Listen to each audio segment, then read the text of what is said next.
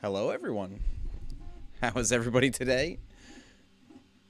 I was almost late, but I'm not.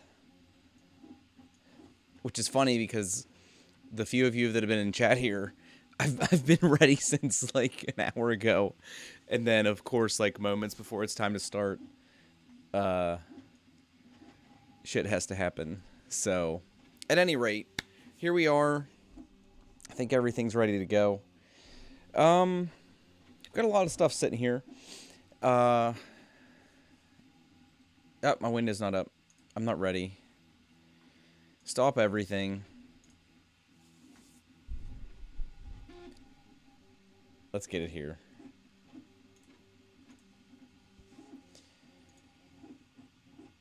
Okay. I don't know. I mentioned this the other day. I think I have like a memory leak in one of the programs I use because every 24 hours or so, my computer goes to 100% memory RAM usage. So right before I started, it started giving me like warnings to close programs down and stuff. So that's what that actually was. So I don't know if I have like a bad RAM stick or what's going on today or lately. Hey, that's not fair. I'm not always late. I'm fashionably late. That's like entirely different. Let's change the description here. I guess I never did that. What are we doing today? I have a print going here that's kind of like a test. It's like one of the things that we're going to be using today are called greebles. Like, I know they're a little tough to see. My windows are all jammed up here. These are called greebles. They're little sci-fi, like, building elements that you print out in groups. And I don't have a link in the description, but I'll throw it in there. And this was a big set. I think there's like 30 or 40 pieces in this. And I actually printed these quite a while ago. Like, there's some doors and stuff. And these are just, like, flat pieces that you use to, like, embellish buildings. Like, I planned on building some little structures out of, like, really, really cheap foam board to try to get some like, gaming terrain as cheaply as I possibly could. And I just kind of never got around to it. It's kind of one of the problems of having a 3D printer is you have like tons of projects going like all the time, and it's pretty common for some projects to kind of get kicked to the side for a little while, and then that little while turns into a long while, and then before you know it, you kind of forgot about it. So yeah, and you can see I have like a whole like bin of these. There's some other stuff in here. There's the Joe Prusa bottle opener still in there, and this obnoxiously loud whistle that came on the Mk2 SD card. But, yeah. So we're going to be trying to use some of that stuff today. Let's double check our camera settings here. That one looks a little overexposed. Is it this one? Yeah, it is. That looks a little more tame. Okay. So let's update the description here. What we're going to be doing today, it's going to be a kind of mix of things. I have something I want to complain about that's completely unrelated to anything. I have some new glue I want to try. If you've ever purchased super glue is pretty damn expensive. And there's this kind of new stuff from Loctite. It's called... I never switched my camera back. Well, anyway, it's called...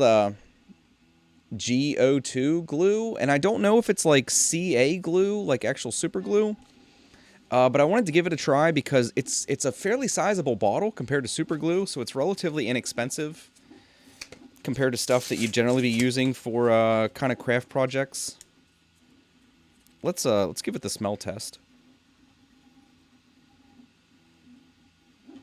That doesn't smell bad at all, so that's... It's probably not good glue if it doesn't smell horrible. But anyway, how's everyone today? Everybody having a good day? I know Angus was in here waiting for the stream a little while ago, and he said he had been driven to drink in the last 24 hours or so. So hopefully some of you are doing better than Angus apparently was. Hey, what's up, Mario? Geekmoto, Marky, of course, Pizza Man, Vince, K-Bear, Rose Tech, and of course Angus, Rose Tech. What's up, everybody? Kind of a weird start here, but that's not abnormal for the Nillabean stream. Just throw that on the floor like usual. But yeah, the crap I have sitting here, obviously this glue, and I have the kicker here. This is the super glue accelerator. So I guess we'll see if that works with this stuff, because hopefully it does. And it's like, this is like most products. It doesn't actually say what's in it. It just says it's like glue. But we're going to give that a try and see how it bonds with some of the like PLAs and stuff that we have here. Hobby knife, pin vise, all that stuff. Some regular super glue. This is the Loctite like Professional, which I recently started using because it's cheaper than their regular glue, which is kind of bizarre. I guess I never did say, K-Bear. The thing printing back there is similar to these things. It's a building corner that's about the same height. I think it's like 65 millimeters tall and about 30 by 30 on the other dimensions. And again, I'll have to update the description of this video later for the links to that. But it's a file off of Thingiverse. The thing I'm worried about is they're actually kind of big, which makes them really hard to use. Like, the normal dimensions are about 75 by 100 by 100, which means it's really fat, which makes them a little tough to use for some of the things I want to use. So I, like, tried to find ones that I could squish a little bit without making them look funny. So one of those is printing now as just a test. So we'll have to take a look at that a little later and see if it looks stupid. Some of the designs, like some of them had like a 45-degree angle kind of piston looking thing. And when you squished them, they looked really, really funny. So those won't quite work out. But anyway, let me update the description of this stream really quick. I guess I did do the thumbnail. One of the big things we're going to do is I should have got the other one out, but it's in my car. One of those really big gaming robot guys. We're going to try to start assembling one of those today. And ideally, we're going to be using some of this sci-fi type stuff that I've printed to make a cool like scenic base for it. That would be kind of the place where the gaming and 3D printing worlds like sort of collide, and hopefully let us make something that's cooler than anybody else is going to be showing up with their colossals. So we're doing a stream here, obviously. We'll just do that stupid one. I don't want to waste too much time on this. Doing tabletop gaming and hobby stuff. Okay. Good enough. And then, of course, I think like all the Twitch stuff is completely not at all what we're doing today, but well, it says Thursday live stream. That's good enough. Good enough. And hello to the couple guys that are there in Twitch. Again, like the whole Twitch thing for me is kind of new, so it's growing slowly. Just kind of there in the background. People creeping in Twitch chat. Hey, what's up, Renee? Is that Renee? You tried Paytex glue, works pretty well with PLA. Most of the things I've tried actually work pretty well. Like, obviously, regular super glue bonds extremely well. I haven't really tried anything that just didn't work. So I would imagine this stuff works. I guess we can go ahead and take two pieces that don't matter here. We'll take two pieces and kind of glue it together with this stuff, and then give it some time to dry and check on it in a little bit. So let's get this guy over here. And the most appealing thing to me is how big this bottle is. This is a pretty sizable bottle, and you can see it's fairly full. 1.75 ounces is actually huge in the super glue world, because this bottle is 0.7 ounces, And if you can believe it, a normal-ish size for a super glue container is like 0.17 ounces, which is kind of comically small. So we'll just take this and throw some glue in here. This has kind of like a strange consistency. But like I was saying, this is a pretty big bottle of glue for $5 or whatever it was. It doesn't feel like super glue, I can tell you that already. It's kind of, it's like way thicker. Let me put a little bit more in there. It smells almost like a lemon cleaner. It's kind of bizarre. It's not at all what you're expecting from like a high tensile glue kind of product. But anyway, so there we go. Got these two little orange pieces glued together. This doesn't have like an instant bond like a super glue. I know that's out of focus, but I can really easily shift these around. So we'll set these to the side, give it a little time, and see if they actually bond well. We'll see if we can pry those apart in a half hour or so, and see how it manages. But anyway, hopefully it works out, because it would be nice to have an inexpensive alternative. So this is the big guy. I'll try to get camera situated here. This is the big guy. If you can see behind me, I guess we can take a look at that first. If you can see behind me, my whole work area is just like super cluttered. You've probably heard me talk before. There's like 150 or 200 little miniatures back here from that war game I play. And I've talked about it briefly before, but like I buy and sell stuff on eBay. And one of the things I do fairly regularly is buy people's entire collections and then clean them up, do repairs, and piece them back out on eBay. And this is a pretty big lot of stuff that I got yesterday, the day before. And I got a couple pieces that I'm going to use myself, one of which is this guy, which is really cool. You can see how freaking big he is. It's like a four-legged strider with like a lightning orb kind of thing in there, and it just like projects lightning around. And you can see I kind of started the base on him, but I just use the cork, and then we'll fill the rest with like ballast and stuff. But you see, it's real big miniature.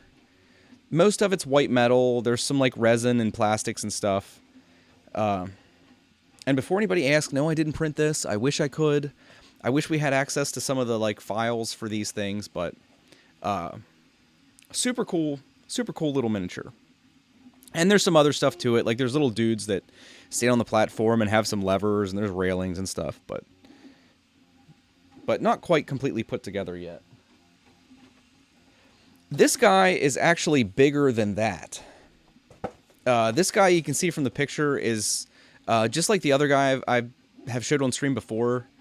And I got both of these in that lot, and most of it I'm going to be reselling, but like this guy and the other big stuff, I'm going to be keeping and using myself, because when it's all said and done, I'll essentially be getting it for free. And then the 3D printed pieces we're going to be using on this big old base, and trying to give him like a really dynamic, cool looking little thing to stand on. And that's most of it. You see his big old torso here. He's huge. I mean, this is almost as big as the bulk of the rest of that model.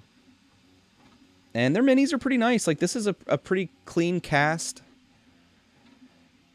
Let me tweak the camera here. Oh, did I close that window? No, there it is. The eternal battle with focus here that never ends. There we go. But you can see, this is a super clean cast. This is like their resin kind of plastic mix, which is, it's really soft, which I kind of like and I don't like. So when you actually take like a hobby knife to it, it's really, really easy to kind of go a little overboard. But you see we got a bunch of pieces in here. Hopefully it's complete. I actually don't know if it's complete or not. But we're going to slowly chip away at this.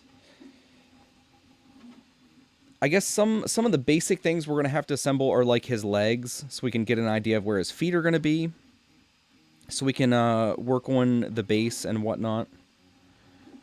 But as you see, that assembly isn't too complicated. There's this big white metal piece, and then his two legs just kind of... there's not really too many options for placing these. Though I guess if we would work something out that we want to do, we could just kind of cut this registration square here and rotate these the way we would like to maybe have him standing on some of this stuff, which would be cool. But I'm going to dump all this out. There is a mix of stuff in here. Like, the cool little... I forget what they call this, like a roller bearing? I forget what it is. I don't think this was a print that came with the MK2. I think this was like one of the first files I found on Thingiverse. Or maybe this was on the SD card. I can't recall. Does anybody remember? I kind of think this did come with the MK2 SD card. Now that I think about it. Alright, is that still blowing out a little bit? That looks alright. Darken it up. But yeah, cool print. This is one of those really cool like tactile prints that you can give to people and they'll just like sit and play with it. Like this, I'm just sitting here and playing with it. And then of course like the frog was one of the first prints. That's in the bin here. I think this is one of the prints that's on there that's at 50 microns. So it comes out really, really smooth.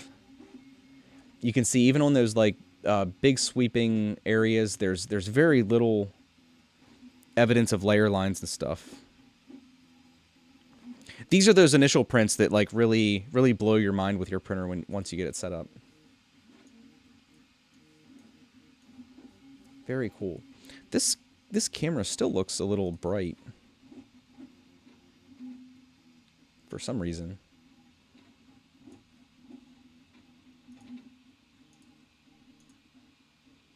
Never ends with these things, eh? Okay, that doesn't look too bad. That's acceptable. We'll quit messing with it.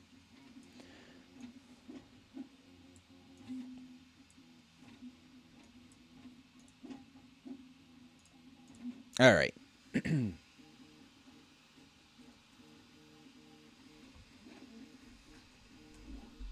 Oh, that's the gear bearing. That's right. That's what it's called.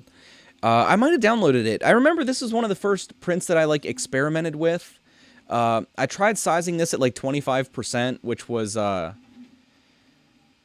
of my first experiences using like the actual slicer, and it kind of surprised me that when you scaled this down a lot, it kind of ignored the spaces between the parts that move.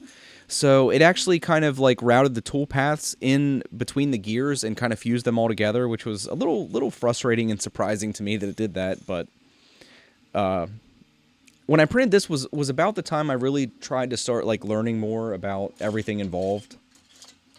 Because the first, maybe the first week or so, you can keep yourself busy just printing all the prints on the SD card, because some of them do take a while. Like I think the few big prints on there are 15 to 18 hour prints, if I remember correctly. Hey, what's up, Bob?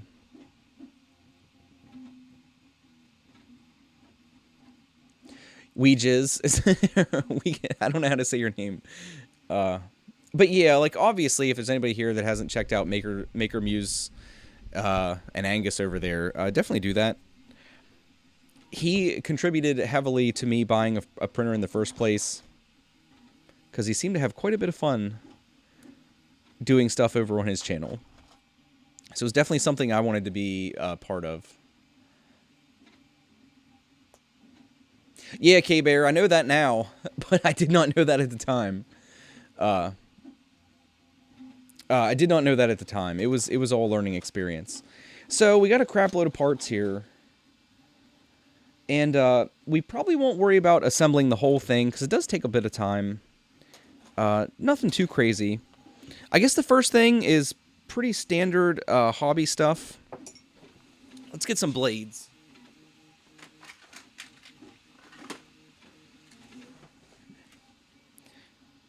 If you use blades as much as I do, they actually wear out pretty quick. So this one's all like serrated and kind of crappy looking. So let's get a new blade. And always be careful with new X-Acto blades. Holy crap. It is really easy to all but go to bone with these things when they're brand new. When you're really kind of like pushing on things hard. So this is just basic stuff. This is similar to what we end up doing with like our 3D prints and stuff. We just want to take the time to clean up some of these mold lines. Like these are kind of similar to layer lines on 3D prints. And one of the easiest ways I've found on both these cast prints and 3D printed pieces is to just take like a nice sharp blade that doesn't have like chunks out of it, because that'll just end up putting those little imperfections into your print. And just kind of like gently sliding them along these lines. And it's a really easy and fast way to smooth them out.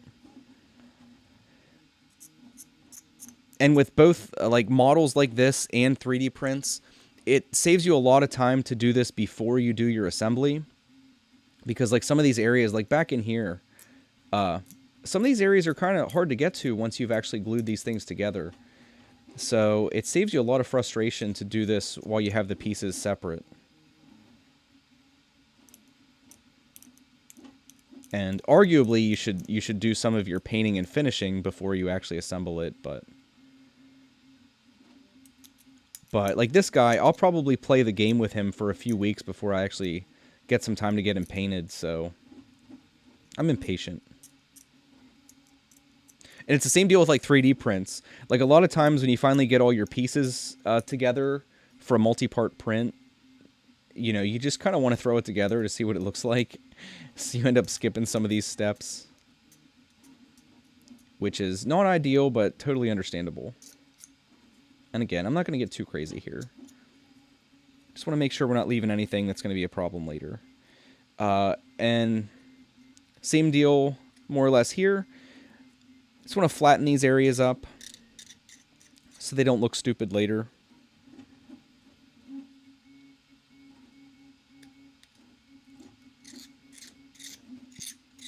This is also like pretty handy if you ever have two surfaces that have to be mated on a 3D print.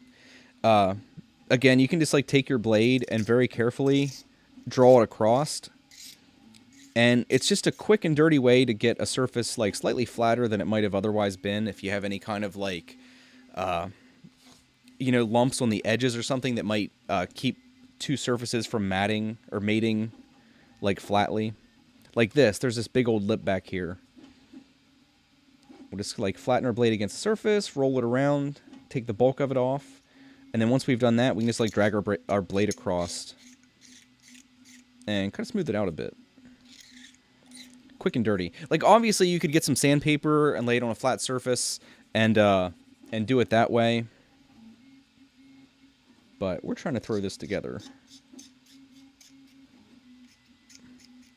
So we're not going to get too crazy.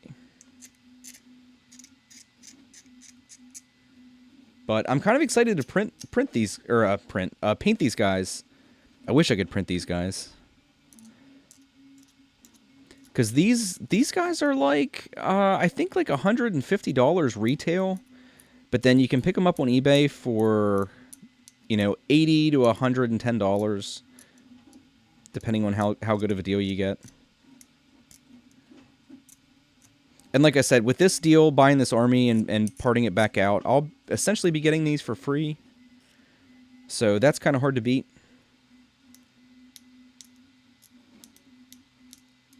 Again, not getting too crazy.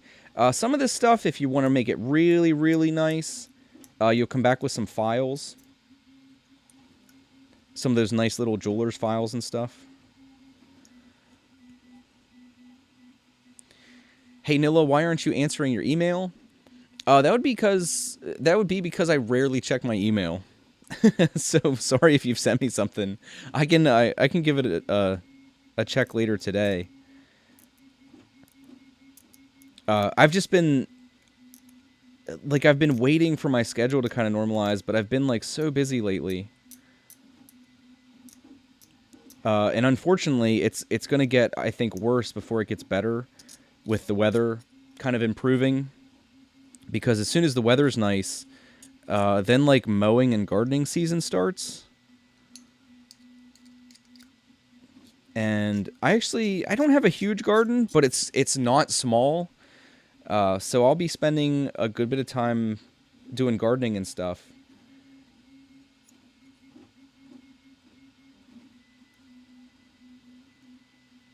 And I already kind of laid the law down with my wife that Tuesdays and Thursdays are kind of like YouTube days,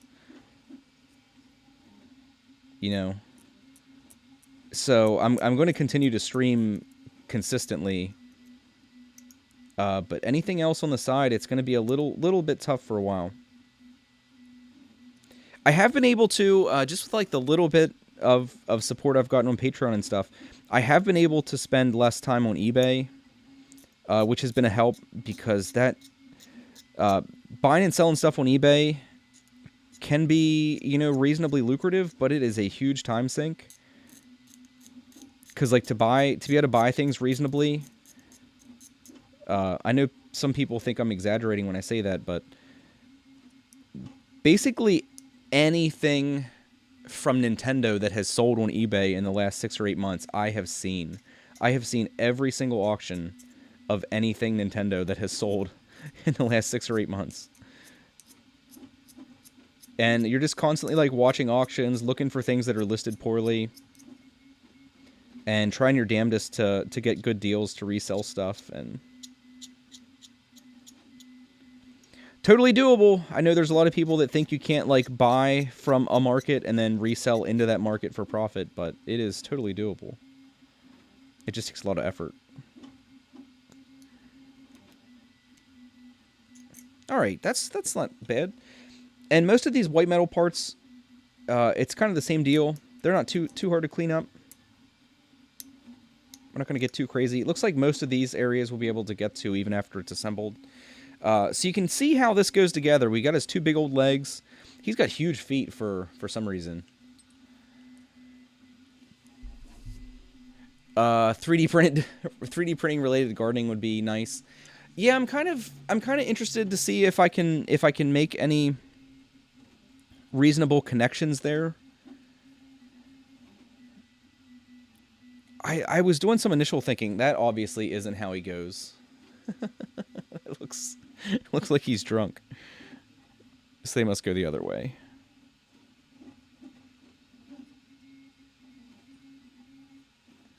Yeah, there we go. So that's how he's supposed to go. Right? Pretty normal looking stance. You can tell, like, I like how he's kind of squatting a little bit, like he looks like he's heavy. So what I was looking to do was taking some of these kind of like sci-fi looking plates. I don't know if I have any that are suitable. I'm kind of hoping I do.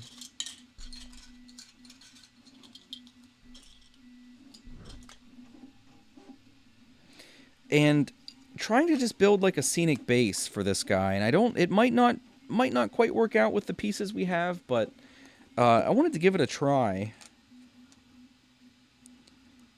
Because we do have cork also. We'll probably be getting some cork in on this.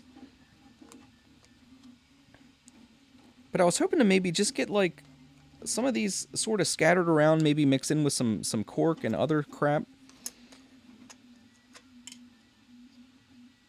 So I guess we're going to have to grab that.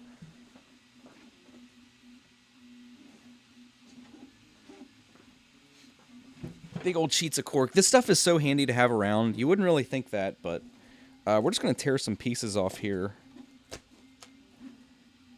And maybe try to build up some little natural features on this thing.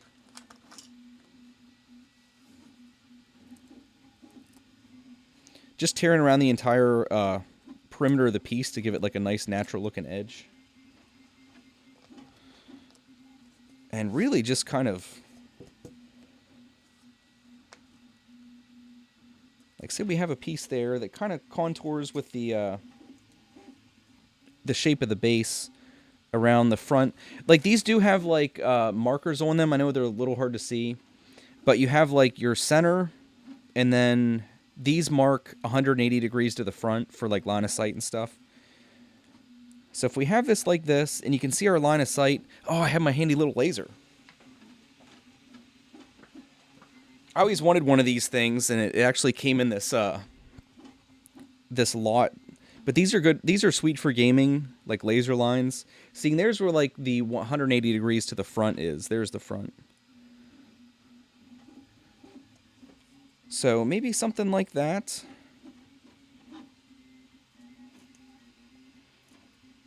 And we'll go ahead and kind of fudge another one over here. Hopefully his feet kind of line up to these. That would be pretty handy if they just like lined up right off the bat.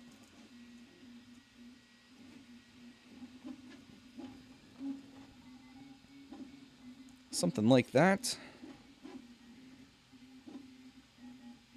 I don't think that's really going to line up at all, unfortunately. So maybe we'll try repositioning those a bit. Maybe we should flip them. Because his big flat foot's here on the right. So if we get that mounted like securely in the center there.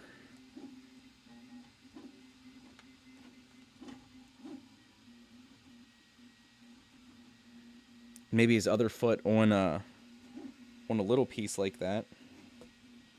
I don't know if you can kind of see that. Hey, what's up, MacVision? Open the door for you? Are you at my house? I'm gonna need to see some credentials before I let you in.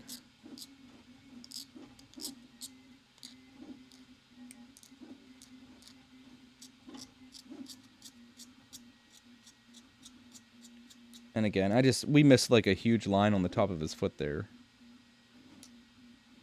Just clean that up a little bit. From these models that I've seen in the past, it looks like the feet are the only pieces that seem to have mold lines on them really bad. I don't know why that is. I don't know if they just have kind of crappy molds for the feet. Because all the rest of the pieces seem to be pretty clean.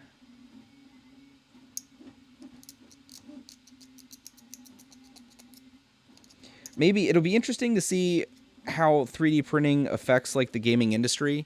If maybe some of these companies are using like SLA printers. But that's not too bad there. A little bit better.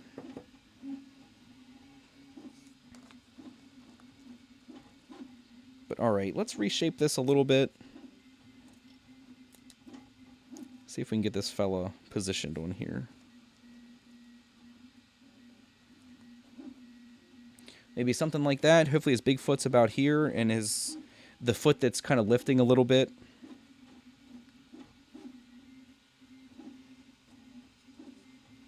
Maybe gets over there. Yeah, I don't know. I guess his feet aren't all that far apart considering like the size of him. So maybe something like that. I don't know. That might look a little weird. Have to mess with it.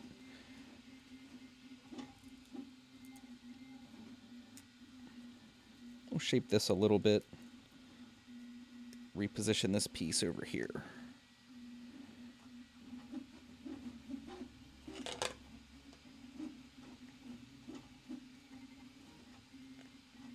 That's why it would be easier to glue these pieces, but I kind of want to wait to see if we can work something out.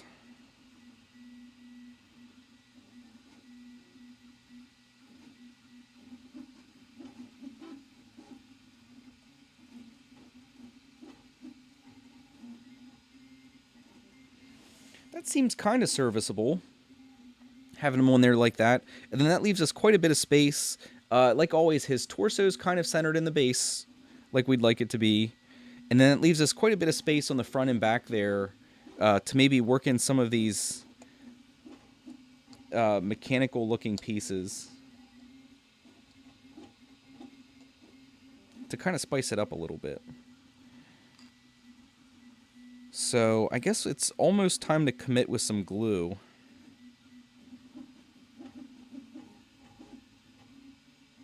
kind of scared. But I think we want these about like that. Like I want to try... I'd like to try this glue, but I'm not sure if it'll work well. We have our pieces here. And it looks like they're slowly bonding. That wasn't quite dry. Our pine saw smelling glue. So I'll press those back together after popping them apart. And let's just use some super glue. I think that's what we're going to do.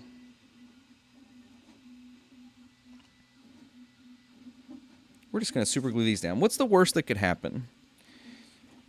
Besides having regrets and wishing we hadn't done this. So we're going to really get some super glue in here. It's like the joy of having a bigger bottle than the small bottles. Is you don't feel too guilty for really getting a lot of glue in there. Like it's running off, we have so much.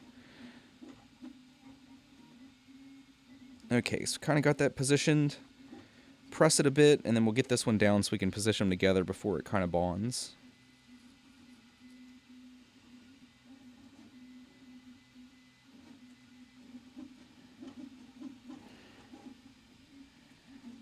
And we've got glue all over our fingers.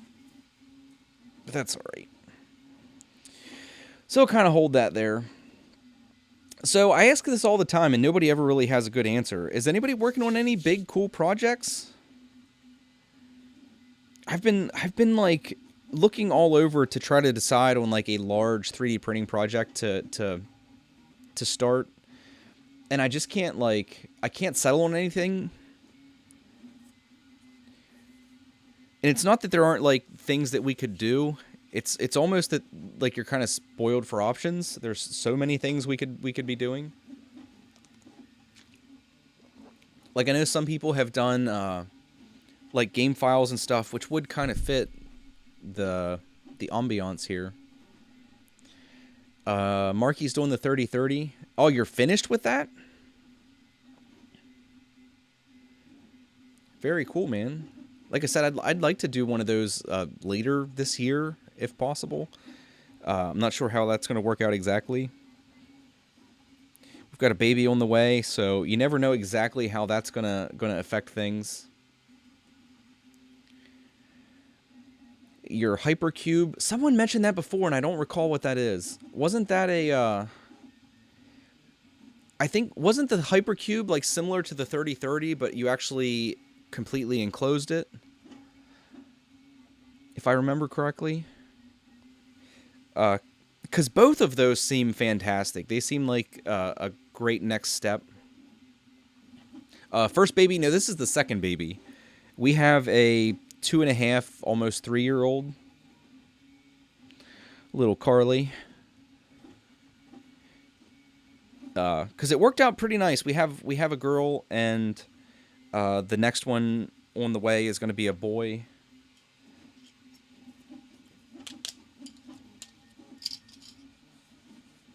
So yeah, you can't really complain about that. It is funny though, I didn't have any preference as far as like the sex of the baby.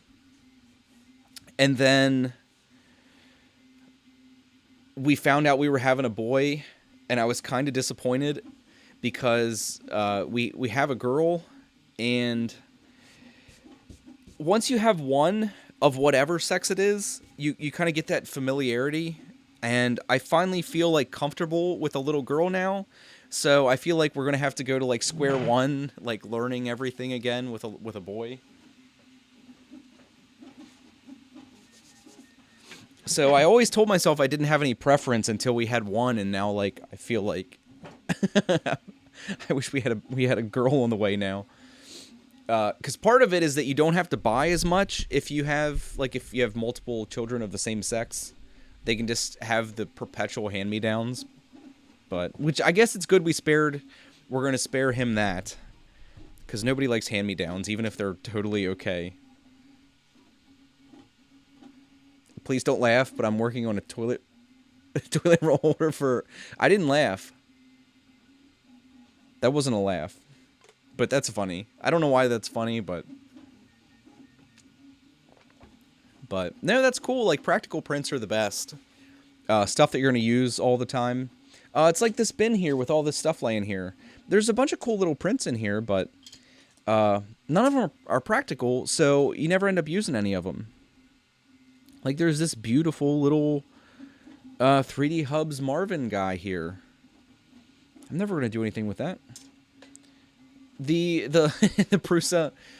I have a friend who is a self-admitted hipster, and he looks very similar to Joe Prusa on this, because the first time he saw this, he was like, what's with the hipster bottle opener? I was like, that's Joe Prusa. And my friend thinks he looks like the poster child of hipsterism. But yeah, like this is a cool print. I guess it's kind of practical, but I don't drink beer out of bottles, so I never use that. And if anybody wondered, you put a penny in there. Is how this works? Because I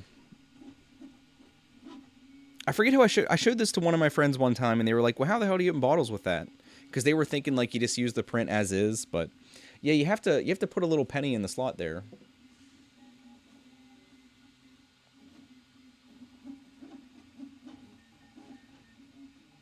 You did the hand-me-down route. Luckily, my wife has like tons of friends from high school that they all have kids and stuff now. So there's a ton of like passing back and forth of stuff. Like we just recently gave a huge tub of Carly's old stuff to one of her friends, because we're not going to need it since we're not having a girl. And like most of her friends like reciprocates. We've gotten a ton of stuff already. Clean this. I keep finding like new mold lines that we didn't catch the first time around. So I'm not too picky. Whenever you come back and paint miniatures like this is when you really get picky about some of the sanding and stuff. Because when you paint, it's kind of like the point of no return with fixing blemishes in the surface and stuff. So any of those big, obvious, ugly ones, I'm going to take a second to get. But for the most part, we're not too worried about it. So I guess we're kind of ready to commit with a little bit of glue here, so we can move on to kind of placing this guy.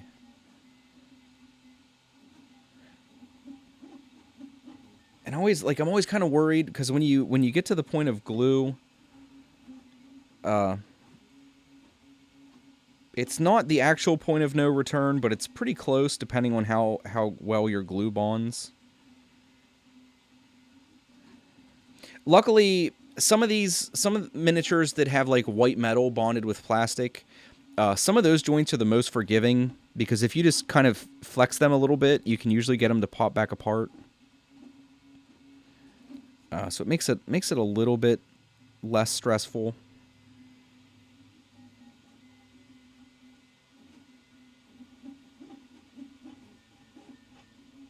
And the best thing to do is get a flat surface. I guess I'll just use the workbench over here.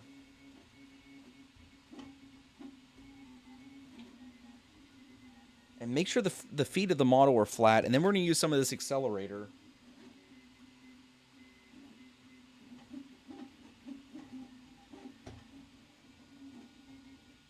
To kind of heavy-handedly spray those joints to get that glue to lock down quickly, so we don't have to sit here and wait for it to dry. So there we have like our leg assembly. You can see we've got his crotch and his little cod piece and legs there. And hopefully when we center this up, I guess it doesn't really matter how he, fits on the pads. It looks like he's going to be something like that, which is fine. So let's see if we can take some of these pieces we've printed and kind of embellish this without making it look stupid. Like, that's the whole goal. Like, we could just, like, cover this in super glue and basically throw these things at it. But we kind of want it to look not stupid. Because it'd be cool to have, like, some of these beams, like, coming up out of the ground or something.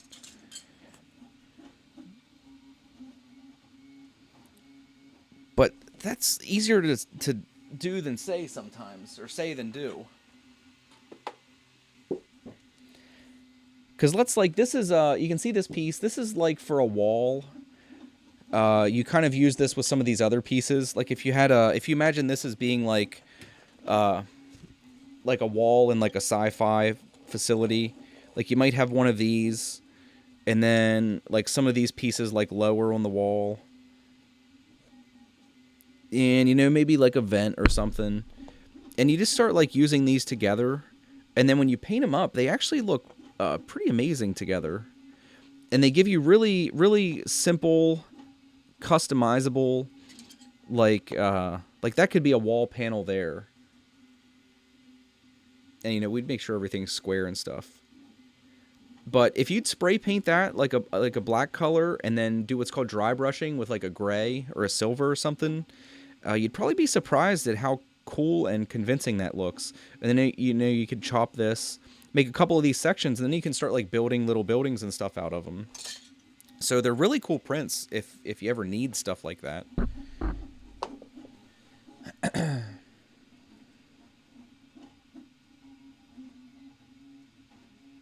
If you Google stressful, having a girl and 3 years younger boy is like,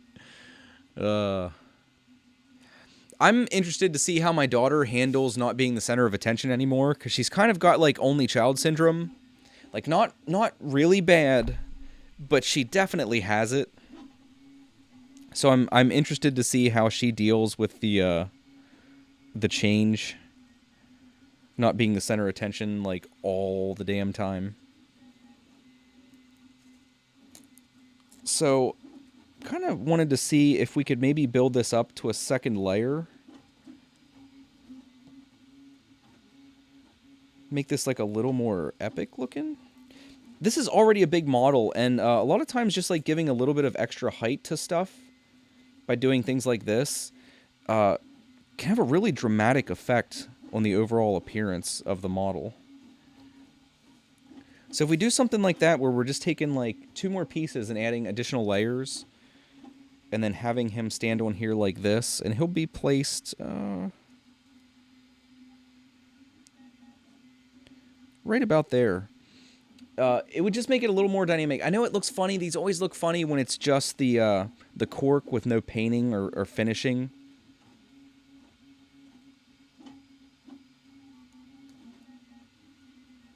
But yeah, something like that, I think let's try that.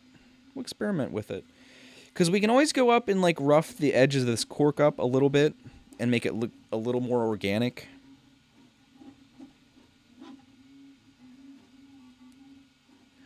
But sometimes overthinking this stuff actually hurts you. So let's try to think as little as possible. Not something you generally want to try to do, but we're going to try it here. Because I think that's about right for that foot.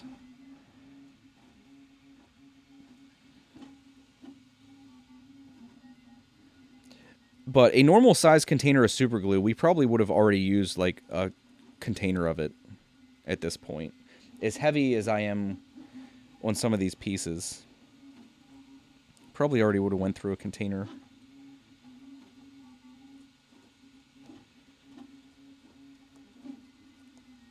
And Sam Deal, I'm just gonna hold that down for a second. Or a minute. Oh no, I'm gluing myself.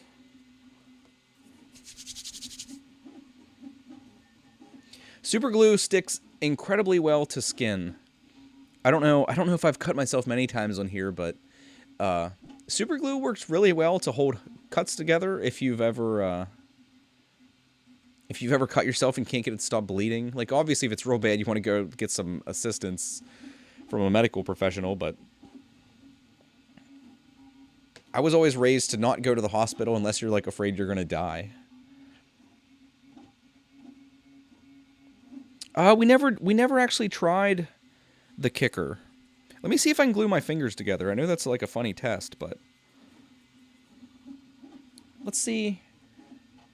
Let's check this stuff out. So, got a little dab on here.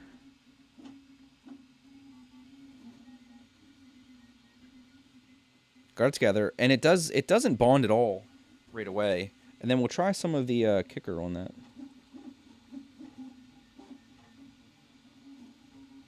Nope, the kicker does not work with this. So this is, I forget what CA stands for. Something acetate or something, I forget. But no, kicker does not seem to work with this stuff. So this is not the same kind of chemical composition as super glue, which you can kind of tell by the smell. Like I said, it almost smells like a pine sol mixed with like a lemon cleaner or something. But I mean, you can't always trust the marketing, but like it's supposed to be like a super durable all-purpose adhesive. But it does have like a set time. I know that might not be in focus. It has a set time of 30 minutes as opposed to like 10 seconds or whatever super glue normally sets in. But super glue is some wicked stuff. Like these pieces are actually pretty warm to the touch. And I know there's quite a few things that if you super glue them together, you'll get a little bit of smoke. Like probably, we're going to glue some ballast to this a little bit later. And ballast is pretty notorious for smoking a bit. So let's take one of these pieces. We kind of want it to come out of the ground at like an angle. So we're going to have to like cut it like this basically. And I guess we'll just like roughly chop it at first. And then try to get like a bit of an angle on it here. I don't know how exactly we're going to do that, but...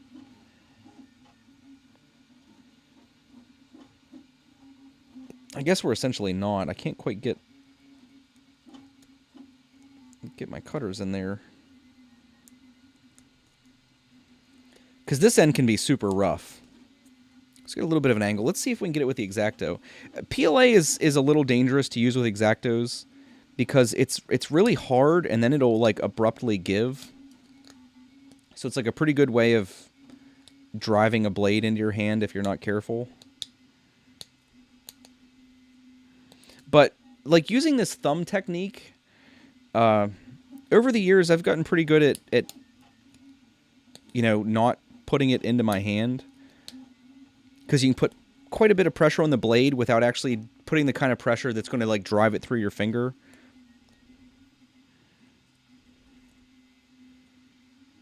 I guess that's not too bad of a start there.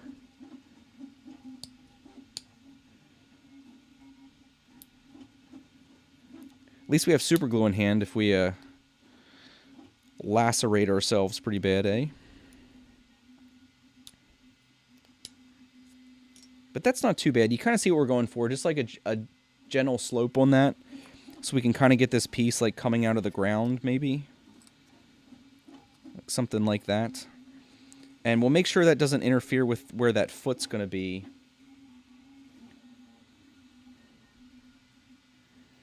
And it doesn't look like it is.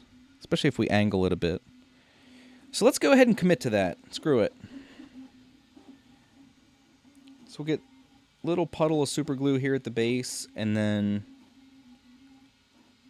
a good bit on the back here where we think that's going to be touching.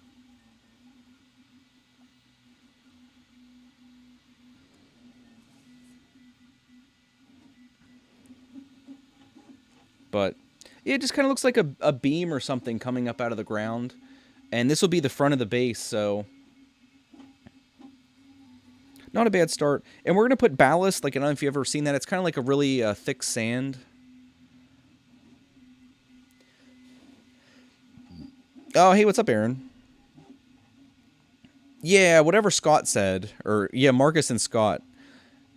Cyanasa thingy.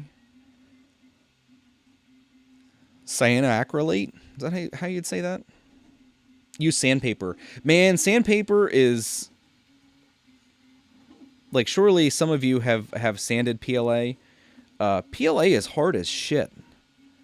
And you can sand it quite a bit before you actually start making any progress on it. But Aaron said Crucifix saving bed PID values. That's kind of handy. It's kind of weird that they didn't save them before.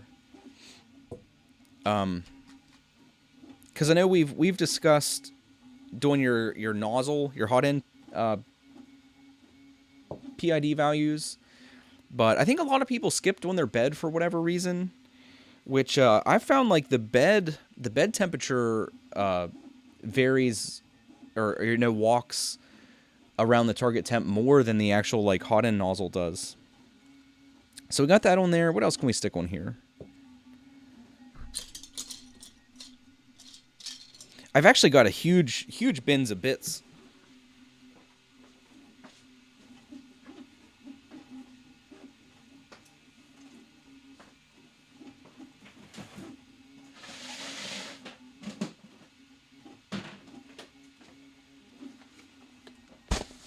This is just one. Like you get stuff like this from buying and selling on eBay for a few years. This is just a bin of like mostly Warhammer bits. And there are like, I don't know if I can move the camera over here. There are like hundreds of miniatures in here. And I just get bins like this that I end up throwing stuff in because I don't know what else to do with it until I use it. But you can see there is just like hundreds upon hundreds of gaming minis and bits in here. And some of them are actually kind of cool stuff. I just don't have anything to do with them. And I can only like manage so many things at one time as far as like selling them. So let's see if we can find any little cool whatnots in here. Because I've got like skeletons.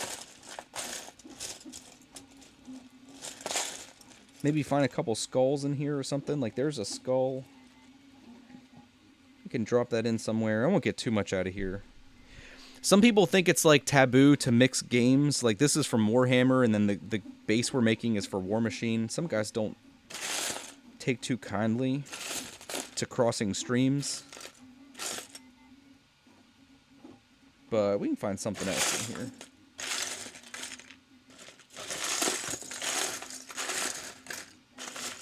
Maybe like a skeleton hand or something, and we'll kind of leave it at that.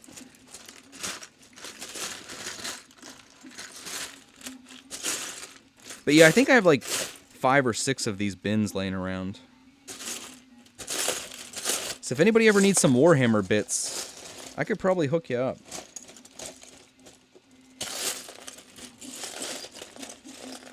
There's like a weird tentacle horn spike kind of thing. We can use one of those.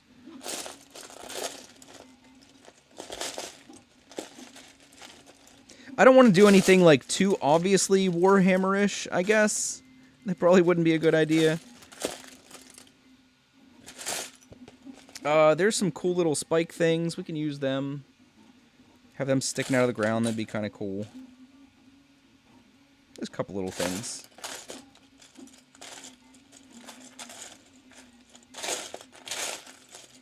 Nothing too crazy. There's a little hatch. There's a wagon wheel.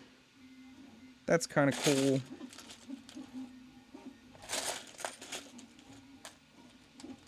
And there's like a skeleton hand kind of thing. So let's leave it at that. We won't get too crazy here.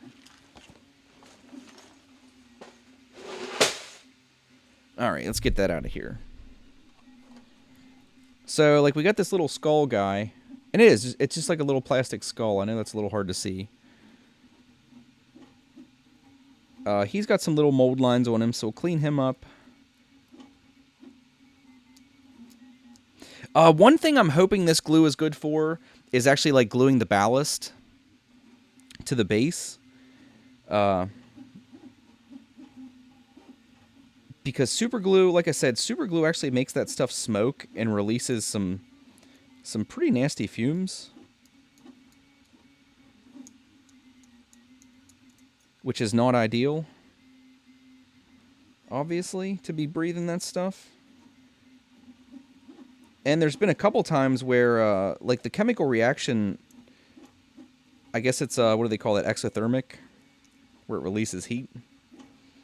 And there's been a couple times where I was kind of afraid something was going to combust. So this little skull, we're not going to get too fancy. We have that little crevice in there. We're just going to set him right in there. Peeking out a bit. Little skull bro. And we'll actually give him a good little coat of super glue to make sure he doesn't Doesn't ever want to come out of there.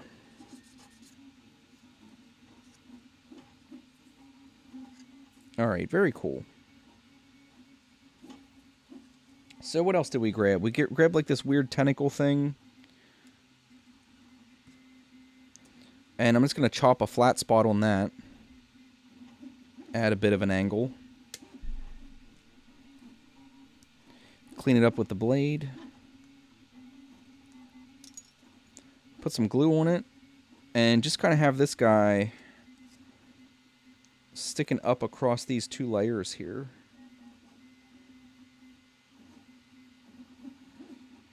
Nothing too crazy. I know it looks kind of random now, but once we do some of the other things, it'll all sort of tie together. Hopefully. Hopefully it will. I have done some bases, and you get done and you look at it and you're like, what the hell was going on when I did that? Alright, let's take one of these little gratings. I think we had a couple. I guess we didn't have any real small ones. I guess these are kind of the smaller ones. And you can see, look how nice, like, they just print out so nice. Like, look how consistent the lines and stuff are in those. It's pretty amazing to me. So maybe we'll use those. I don't know. We have a couple more of these, like, beam things. We have, like, a slightly larger grating kind of thing going on there.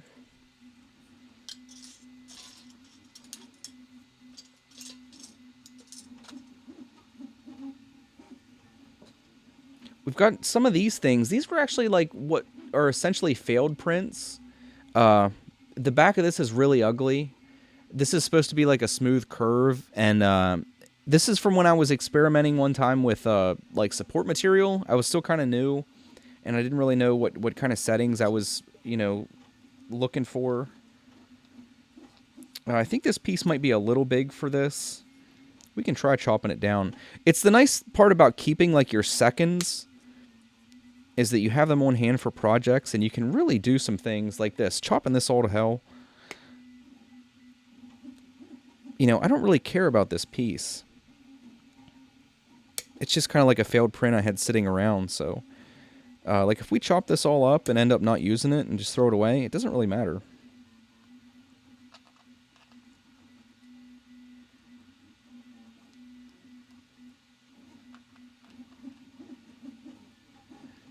So it might be kind of cool, actually, because that doesn't fit in there quite right. It might be cool to cut a flat spot in here and actually, like, nest this in there. Let's try to do that. I'll get an idea of where that kind of fits in there. And we should just be able to cut down through the cork with our blade.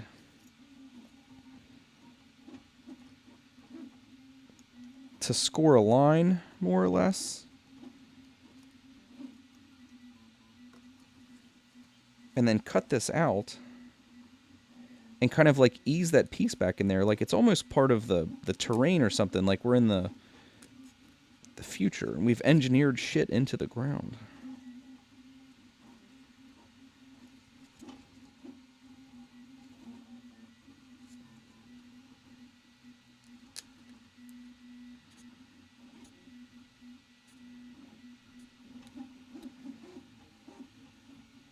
Somewhere is about there, I think.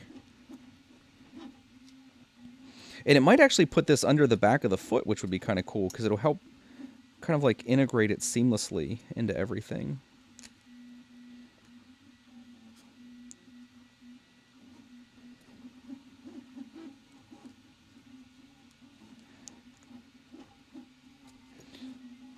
And we'll have to kind of cut that out of there. The super glue definitely holds the stuff really well. But you see what I'm saying? We'll just like cut a recess there. And try to get that sort of flat. It's not super important for us to get all of that out of there.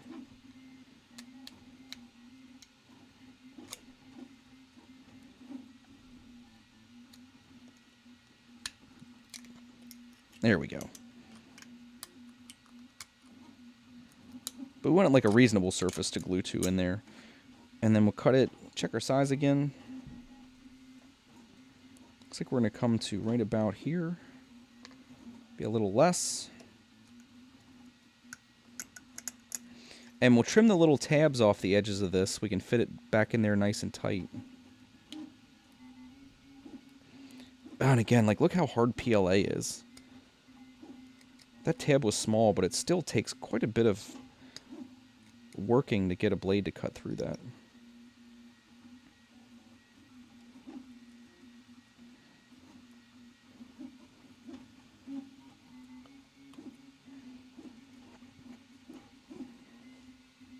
But that's kind of cool. Kind of worked that into the stuff there. Oh, our piece came loose on the front.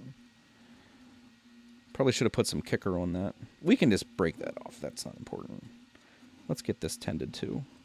But that's cool. That's like a little, skeleton, gothic, post-apocalyptic control console sort of thing. So that'll fit, and that's not from any other game system. That's a part we printed ourselves. I think that's part of the printable scenery Gothic pipeline set, if I recall correctly.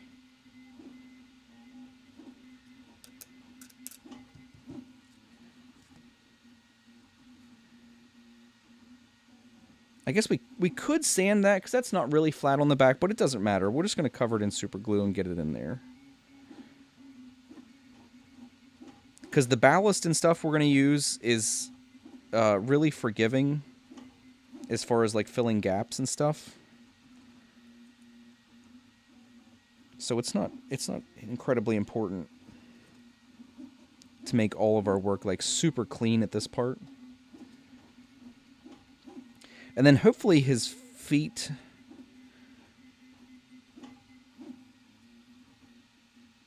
Yeah, because we're going to be right about there. And you can see that'll actually be back underneath his foot. So that'll integrate pretty nicely in there. And it won't really stick out, but it'll be there if anybody takes notice to it. So that'll be really cool. And we might end up shaving this down a little bit. That corner that's going under his foot. But we can wait. I guess I can throw some kicker on there. So that seals in. So we don't have to wait on it.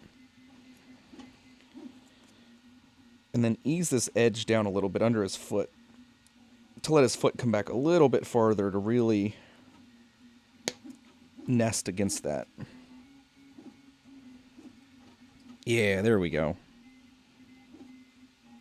Very cool. This is going to be a cool looking base, I think. Obviously, it looks kind of weird when everything's like a different color. But once we paint this and stuff, and everything kind of nests together nicely, I have a really cool look, I think.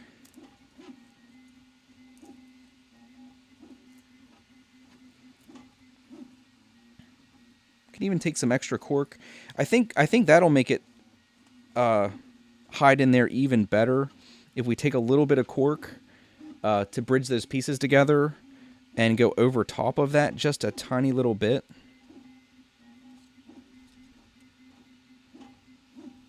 Make it even more like seamless and add a bit of detail between some of these larger elements. Make the big dude look like he's kind of like stepping over stuff.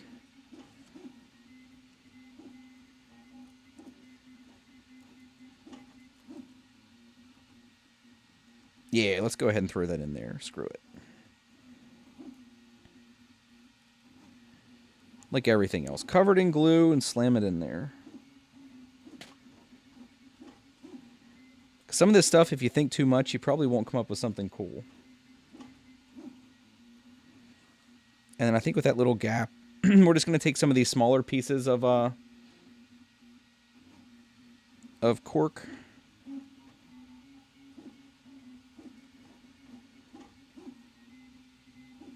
And try to get them in there.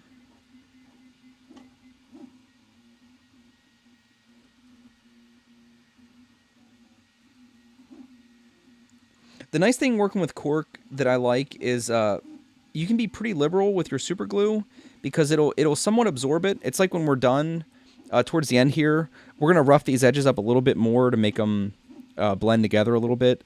And then we're going to saturate the edges of all this cork with super glue to kind of have it draw in and make those edges hard so we don't ever have to worry about like the cork like rubbing off if we touch it or anything. So we're going to set this aside for a minute and try to make a little bit more progress with our big dude here. Because I do have another one of these, but I never actually assembled him. The other one I got was assembled already. So I actually don't know what a lot of these pieces are. I have a feeling these are like his arms.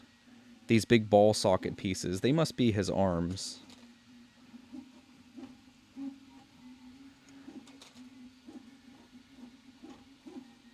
So I'm kind of curious where his actual like torso, like there's his head obviously. Big like headpiece. Should have made him stepping on the skull. Why? I could have sort of, but his feet are so huge in relation to like to the size of the skull that it's actually a little tough. He's like humongous.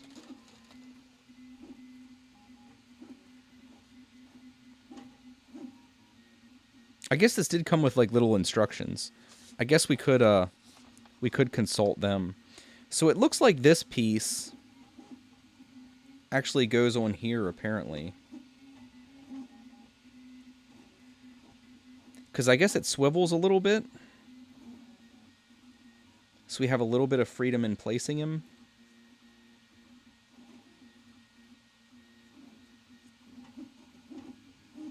I guess there's a tiny little bit of flexibility with like, I guess that mounts under there. And you have a little bit of like movement as far as like placing him exactly. And then this will like rotate a little bit on the legs. So I guess we shouldn't glue that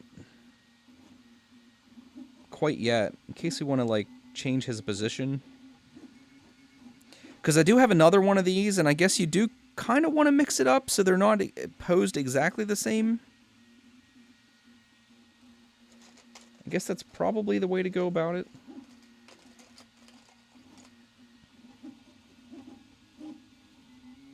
But I don't know. This is... Oh, it's like hard to commit to gluing.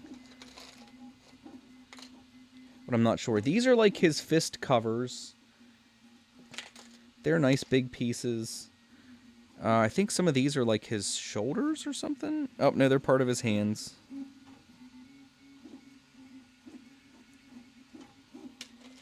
Because the arm assembly, I guess this is all part of the arm assembly. I guess these pieces come in like this. It's big like arm covers. And then the actual like hands come in here. These are cool big pieces. The actual big old fist pieces. I guess that needs chopped off of there. These are also really handy to have. These are edge cutters where one of the sides is completely flat.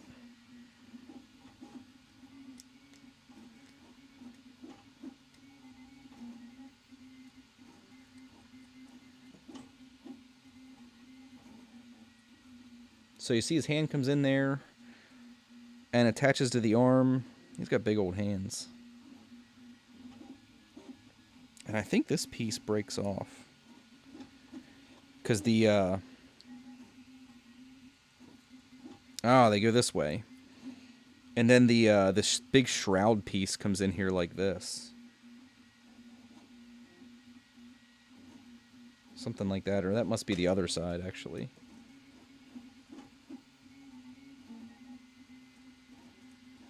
I don't know. I've seen a bunch of these, but I've never actually assembled one myself.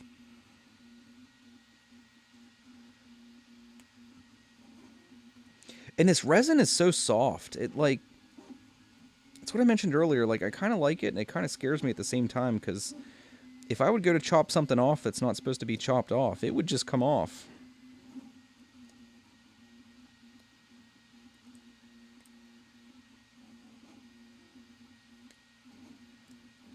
Which makes, like, if you know something's supposed to come off, it makes it nice because it's really easy to get it off.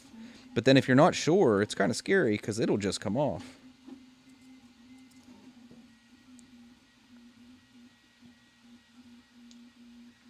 Like these little pieces, I don't know if they're supposed to come off. It kind of looks like they are. It kind of looks like these are supposed to be smooth on the edge.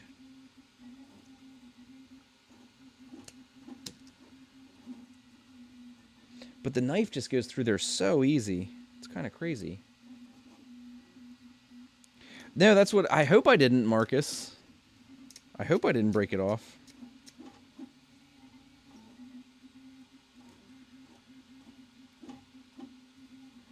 I guess we'll all find out together if I did.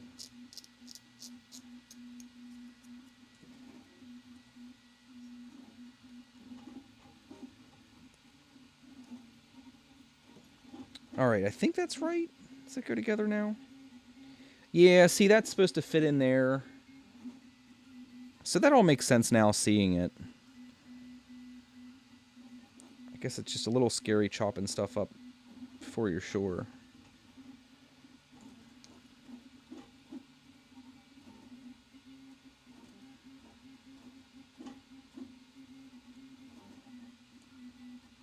Because some of the little guys, I think you could get away with making mistakes, and it wouldn't be really obvious. But like this guy stands like 8 or 9 inches tall, so anything you do wrong, you know, it's going to be pretty evident. Like I need to clean up the curve there a little bit. That curve doesn't fit together so great.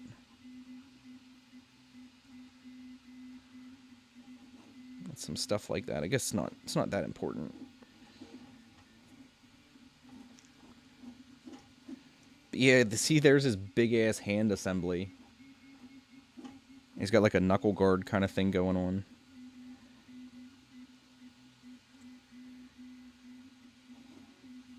But yeah, big dude. Big dude. And like his arms, like I hate that I have to like commit to gluing his arms in. I should probably put a big like brass pin in there, so I can kind of rotate him a little bit and make that posable. That would be pretty sweet.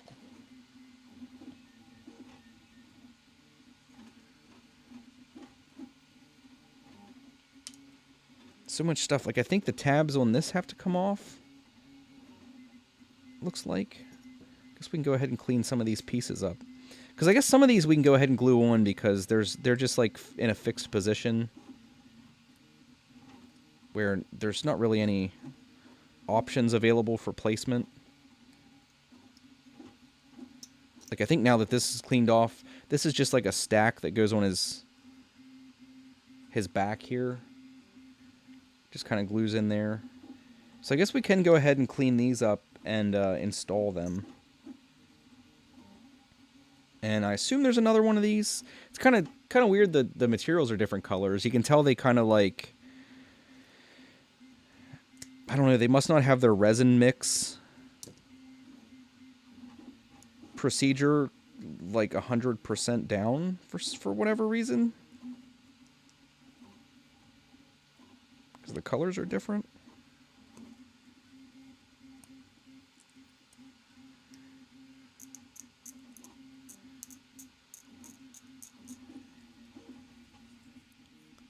Magnet it. Yeah, that's like the way to go about it. It's a little tough with really big stuff. Like I have this guy back here.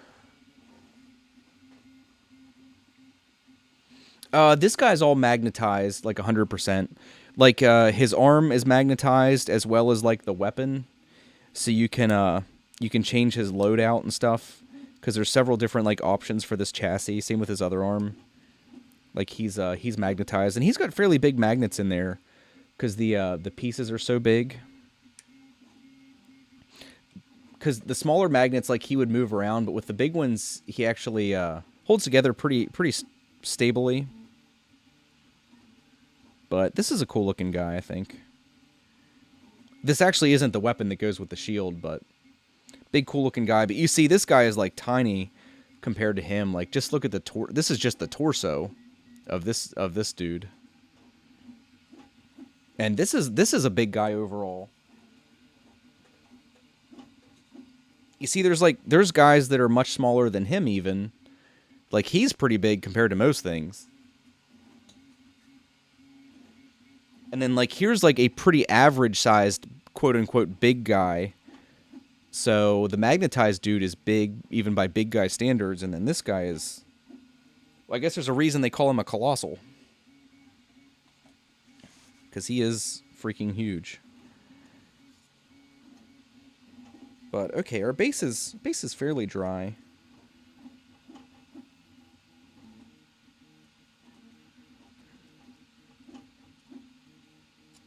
And you can see the feet fit on there nice, I think. I think, like, because we're going to have, like, some, like, a little bit of, like, rubble and grass that we glue in there. But overall, I think that's a cool little base.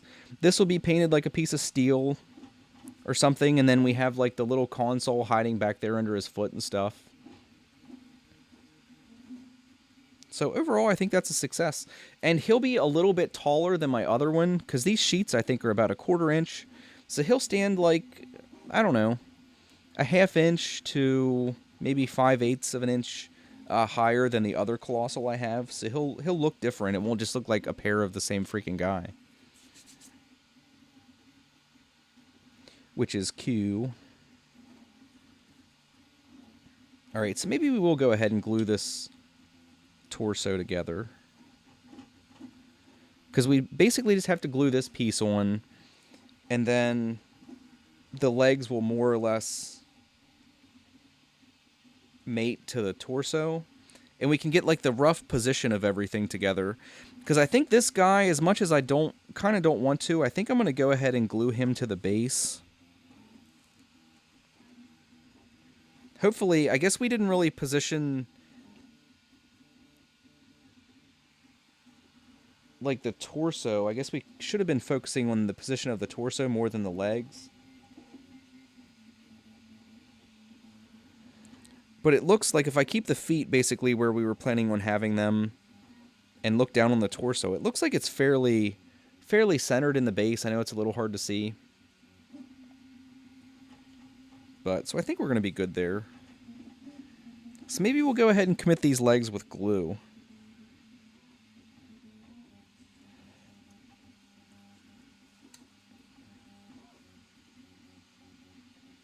I mean, they look alright. I guess we can... guess there's no harm in just committing. Shave that away a little bit.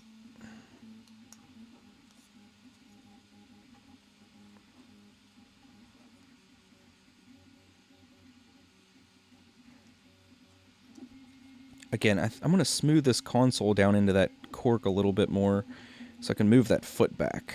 Just in case we do want to shift him backwards a little bit. We'll at least have the ability to then.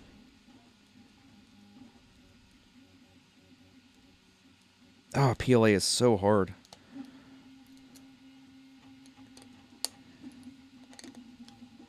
It's such a hard material.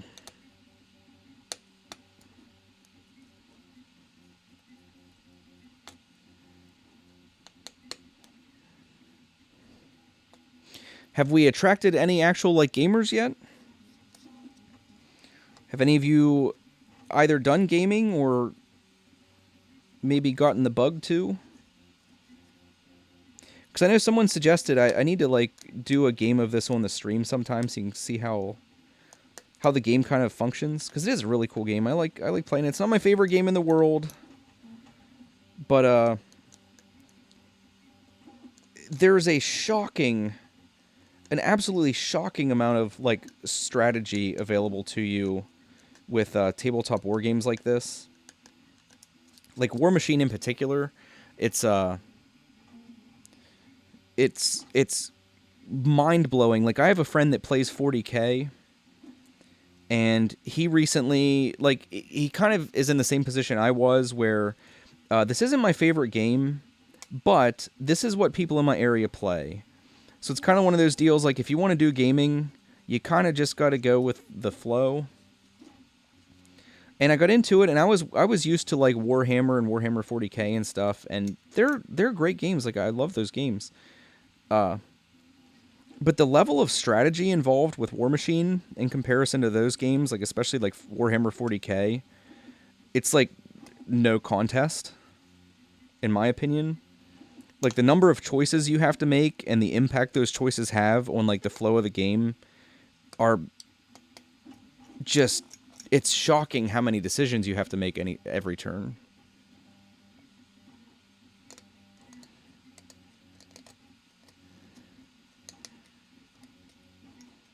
Hey, what's up, Dawn? Oh, I did. I'm sorry. I forgot to reply to you or respond. I did see your message, because you were asking about Patreon, I think, right? I mean, if you want to, we can talk about it a little bit here. There's not a whole lot else going on. Sitting here slowly making progress on this guy. Because it might be of interest to some other people. Dawn, to fill people in just a little bit, Dawn had contacted me because he saw my Patreon page. I remember, right? I think that's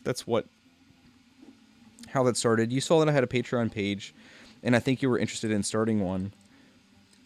And we're kind of like asking my opinion on like how to go about it.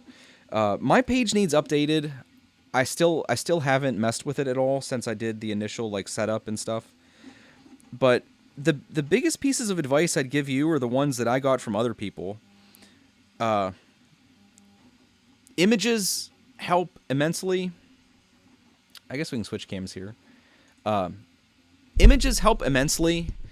It makes things seem a lot better than if you just have text, which I kind of do at this point. Because one of the things that stinks is that Patreon doesn't host images. You kind of, I mean, not that it's that hard to do, but you need to get your own like image hosting, whether it's like, I don't know, there's a ton, like Photo Bucket, or if you have like, you might even be able to use like your Microsoft OneDrive or something like that. I'm not really sure what all options you have available. But having some relatively decent images and stuff like help immensely. Having again, something I don't have that I should, having like an intro video that kind of explain what your Patreon is for is also like really, really helpful. Just anything to make yourself more relatable to people. Like, I had a really tough time like doing the actual like description and stuff on my Patreon page. It's why it's like not the best. I just didn't really. Oh no! I super glued that piece to my mat. Because like I said, mine really needs revisited. When I put it up a few months ago, it was basically just because I had people asking me why I didn't have one, so I kind of like threw one together, and I was never really expecting to get like the kind of support I had gotten through Patreon. So I really do need to go back and shoot like a Patreon video and upload that and kind of explain to people like what the money you donate is going to go to. Because some of the people that watch the stream on a regular basis, like they kind of know. Like if you use like $1 through Super Chat or something, like most people know like what I spend it on. It always gets spent on like filament or like products, which I do have reviews coming, but I've really been hesitating to finish those videos. I'm nervous about doing reviews. I feel like a lot more responsibility when I do review videos than I do like other videos for whatever reason. But yeah, even your camera, like same with the photos, even if they're kind of like not the greatest photos, I think it's better in general to have them than to not. Like if people show up and it's just like a wall of text, that's why like mine is probably like the absolute bare minimum of like acceptable for like a Patreon page, because I do at least have like a header image and a reasonable description, I guess you could say. But I know it's kind of weird to say it like that, but like if I was giving someone advice, my advice would be to make yours better than mine. Mine definitely needs like spruced up a bit. 'Cause I had actually hit, I think I had a troll donation for a little while there. Somebody came in and was like donating like a big chunk of money, and it actually pushed me over like my initial goal, which was kind of cool. But then like as soon as it was like the first time I mentioned it that I had hit that first goal, then like that donor left. So you need to kind of be ready for that. Because Because, like me, like, I don't... There's some people that check their Patreon all the time, and you get on that emotional roller coaster of, like, people coming and going, but... like, I'm just glad, like, even if Patreon was bringing in, like, $1 a month or something, or, you know, enough to buy, like, a roll of filament a month or something, like, that's fantastic to me. Because that's, like, stuff that I wouldn't otherwise have access to. Especially with a baby on the way. My wife's, like, still... She, like, I've talked about that before, like, she doesn't care about what I do at all. She's, like, lukewarm about YouTube and stuff. Like, she just doesn't, like, care that much. So yeah, having that little bit of extra. That's why I do recommend people do it. Like, you never know, like me. If you'd asked me if I was going to get any, like, Patreon support, I'd have said no. And then I made a page, and within, like, a week...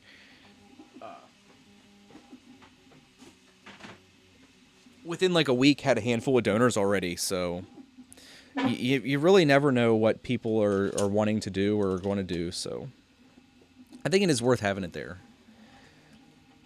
But as far as, like, what to do to get started, some of the biggest things I can't really help you with. Like, you need to type up, like, a description of who you are, what you're doing, like, all that kind of stuff.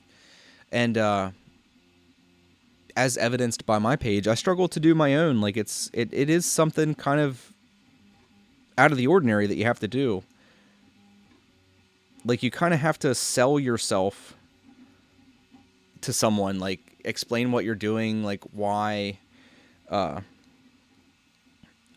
someone would donate to you, like, what is going to happen if they do, like, how it helps you, what it enables you to do that you couldn't have otherwise done.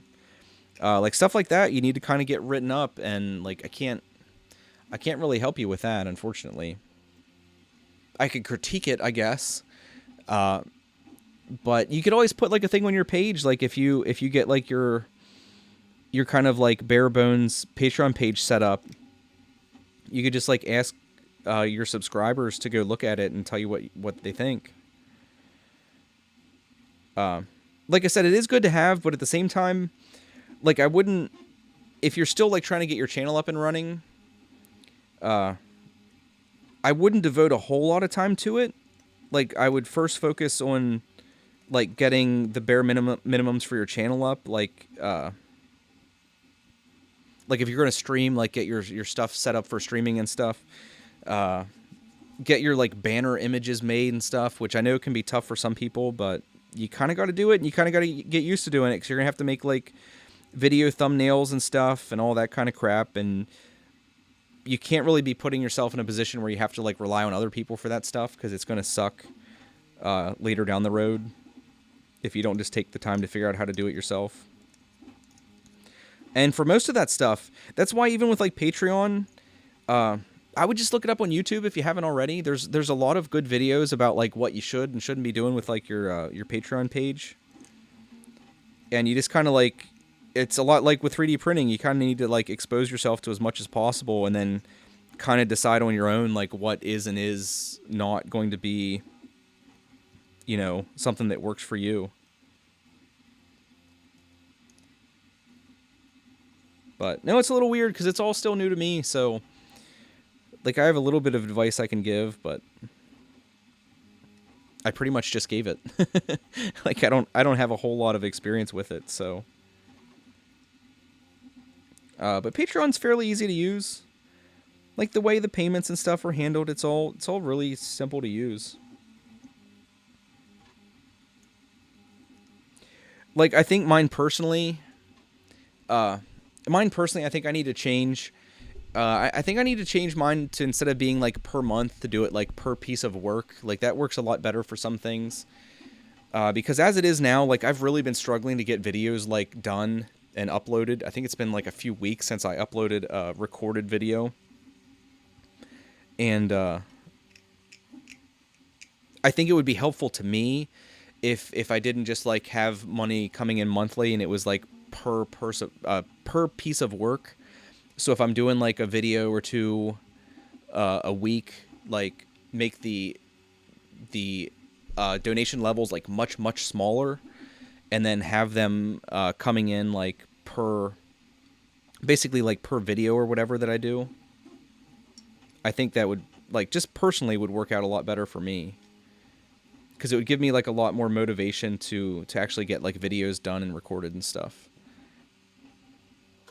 Oh, I was cleaning the wrong pieces there. But no, it's all like, it's all very new to me. That's why I say, like, I have some advice, but not a whole lot. There's a lot of people out there that are probably better to ask about than that. They're to ask about that than I am.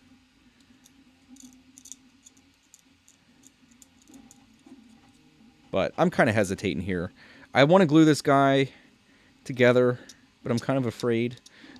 I don't want to, like, get him all stuck together and then be like, man, I wish he wasn't glued like that. But let's go for it. Let's do this. Let's get his torso and stuff. So we have his big ass torso here, and we had taken a look at this piece, and I guess we're just going to go ahead and stick it together. Because this goes in here like this, and I guess let's just glue it. Let's get done with it. Because I don't think we're going to be repositioning it too much. I think we're going to essentially be leaving it more or less as is. So we'll get some glue in there. And kind of commit. Hopefully we can get our other pieces in there. Even after this is glued. And I am going to use a little bit of kicker on this. Just a tiny little bit. Squirt it in there and help that dry faster. Side two. And you see, that's like the basic elements of the superstructure. Maybe a little bit put together. Like, that'll just nest in there. And then there's obviously some other pieces involved. Down around this torso, or the pelvis, I guess you'd call that. His pelvis. But we'll wait to glue that so we make sure we, like, position his torso in the direction that we want. But that's the general structure of this figure right there. Because we could kind of, like, have his legs twisted a little bit to the side, and then have his torso actually centered up, like, dead center to our base, facing exactly like the front of the base. But overall, I think he's going to be a cool looking dude.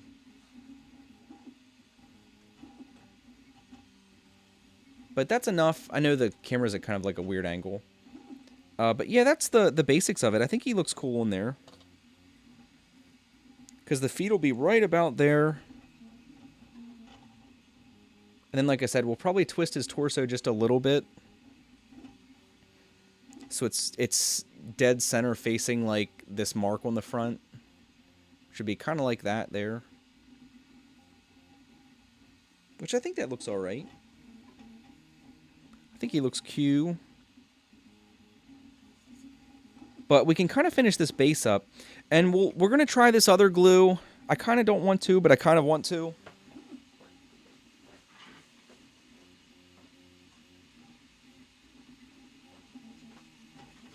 Because I got my big old tub of ballast here, and you can see this is like a whole bunch of different, like, size of, like, gravel, and I also throw pieces of cork and stuff in here, because we'll probably put a couple little pieces of cork here that'll kind of be like chunks of earth and or rocks and stuff to mix things up a little bit. Maybe we'll put one like here. Something like that.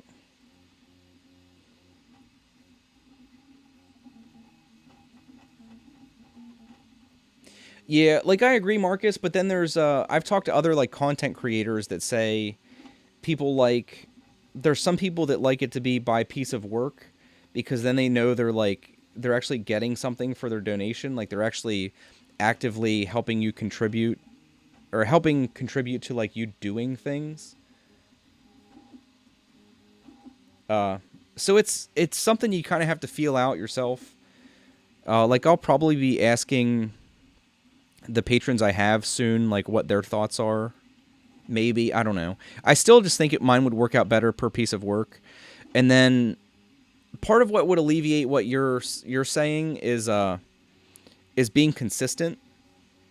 like if I'm consistently doing two videos a week, and generally like not more than that, because there really wouldn't be a reason to do more than that. For me personally, being that like I already stream 2 days a week and then doing maybe like a video like every Monday and Friday. Yeah, a couple pieces around like that, just to break things up. And what we're actually going to do now is use some of this glue and put it all over this freaking base. And then we're basically going to dip this in this gravel. Let's start in this back corner just in case it doesn't work out at all. But no, it kind of varies from channel to channel, like what works best. I don't think there's any like particular Patreon setup that just works best for everybody, or works well for everybody.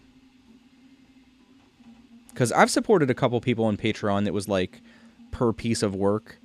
Like there was a guy that used to have a music channel, and he did like a video about every 2 weeks or so. And I think I donated like, it was something trivial. Like, because most patrons are, you know, it's kind of like just a token thing to kind of show your support for someone.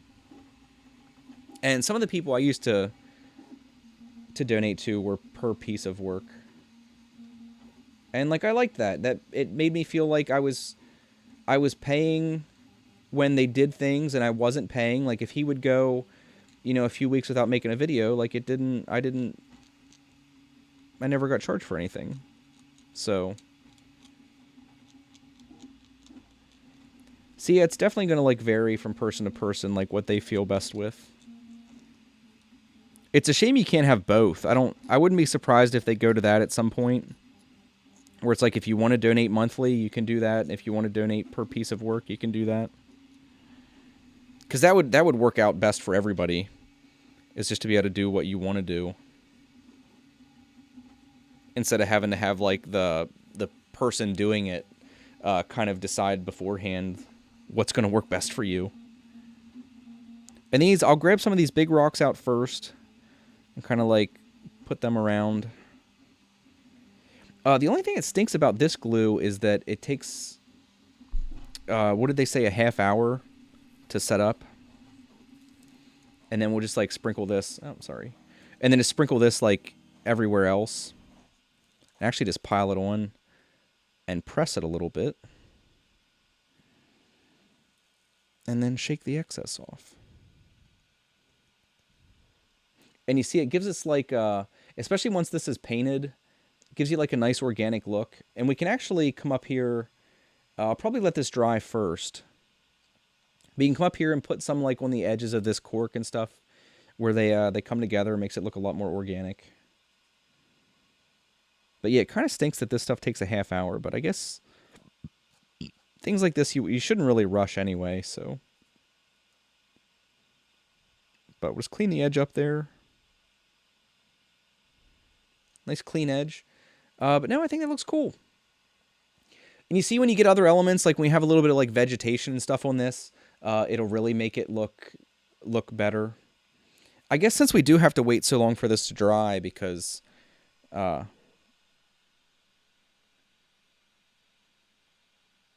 since our printed part's done there, we'll probably take a look at that and then maybe call it a day for today. Because you can tell these streams are, these hobby streams are a lot more laid back than the 3D printed one. We just kind of like meander. These have more of like a Bob Ross vibe. Happy little glue mistake there.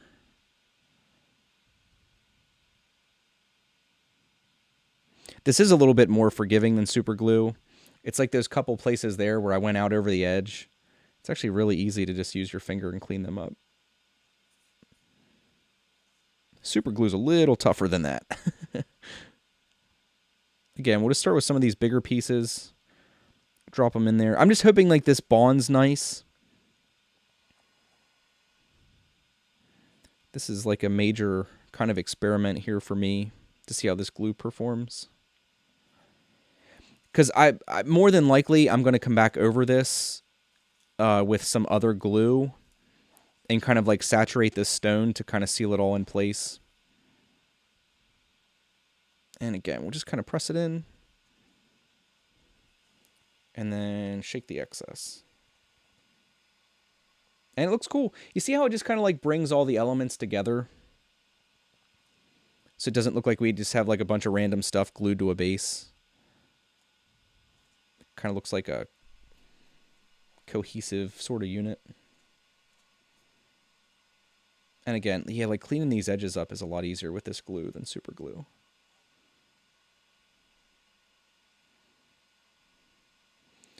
Very cool. Bob Ross was a fantastic bloke. I remember watching him as a kid, and I was like, man, it always weirded me out as a kid that I watched him as much as I did, because I didn't even really like painting. He was just like a cool guy to like sit and like hang out with. We didn't even hang out with because it wasn't interactive. Imagine if Bob Ross would have lived a little bit longer and been able to like stream on the internet. That'd have been amazing. I mean, you'd have had trolls in his chat posting swastikas and stuff, but it still would have been cool to like interact with him a little bit.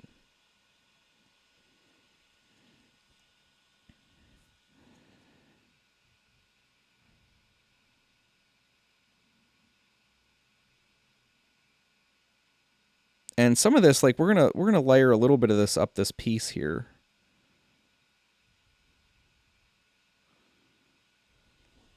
Let's put a little glue in there to kind of help that blend in a little bit better, and sprinkle some stuff up here.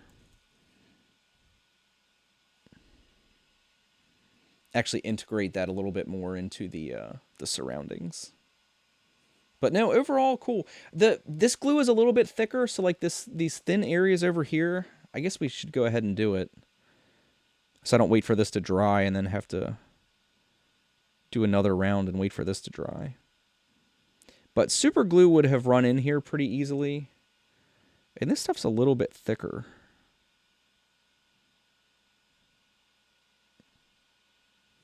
Which I guess we got it in there. It's not a big deal, but...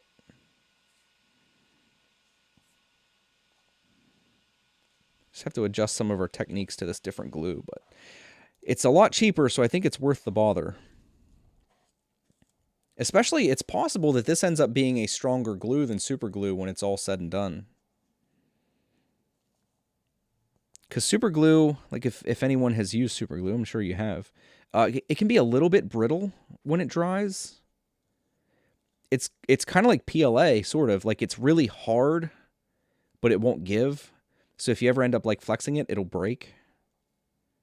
So maybe this glue will hold up in applications like this a little bit better, where this base might be flexing a little bit from time to time. But overall, I think that's kind of cool. Like, it's going to look really good with paint. And like I said, if we put some like little tufts of foliage, like desert brush or maybe something that looks sort of like that in various places, I think this will look really cool. And we do have a skull in there, a couple like metal things and futuristic bullcrap. So I think it'll be like a believable kind of like post-apocalyptic, yet kind of like organic looking sort of situation. I do want to glue these on, but I think we'll wait. I don't want to rush it, but I think he'll look cool in there. And the nice thing about doing these is, like, this cool little base, we probably have, like, shit, $1's worth of materials in there. Probably not even that. Probably less than that. And we got, like, this cool, like, scenic little base for our thing. And, like, once you have the stuff to do this, like, you can do a bunch of these bases for essentially, like, no cost. Like, I could do, like, 10 of these guys with all the stuff we have here. Which is pretty damn cool. His torso seems huge in proportion to the rest of him. But big cool dude. Wish we could have printed him. Unfortunately, we didn't print this, but someday I'm going to start on a Mech Warrior here soon. But let's take a look at this piece we printed.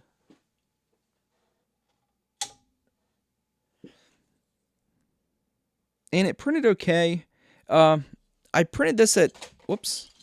This is at 0.2 millimeter layer height, and when I print the final ones, I'd print it a little bit finer than that. It looks all right. These aren't actually like layer lines in there; those are actually part of the design. But you see what this is? Like, this is a corner piece where you'd have, like, you can insert like some cardboard or something in here for like wall panels, and then you kind of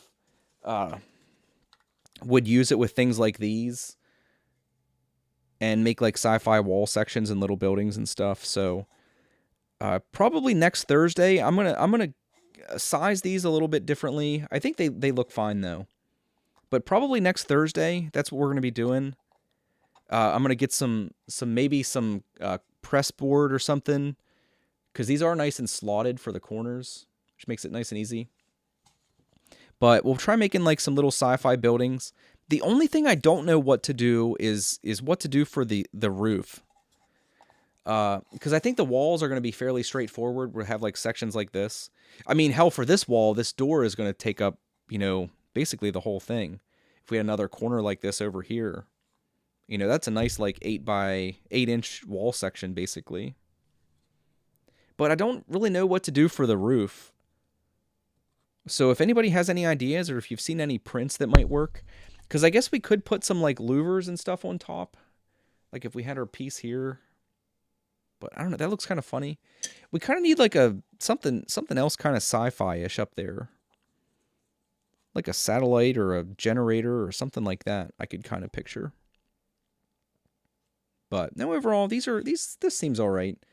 Like I said, before I squished this print, this was quite a bit wider, which had the problems of like if we have our corners like this, these kind of buttresses stuck out like way too far. Like they stuck out like an inch in either direction, and it was just a bit too much because it gives like the building like a weird kind of footprint. And like if we're playing with these robot dudes and stuff, it just kind of, I don't know, just wasn't ideal. But, and this is in the AIO PLA, if anybody's wondering what this color is. This is their like purple. But I'll come back later today and put the links for all these pieces in the description. Because these are all these, they're called greebles. Greebles. Kind of a weird word. But all these greebles, I think, are on Thingiverse. I think that's where I found them. And same with these corners. They're actually not related to each other at all, but I think they're going to work together kind of nicely.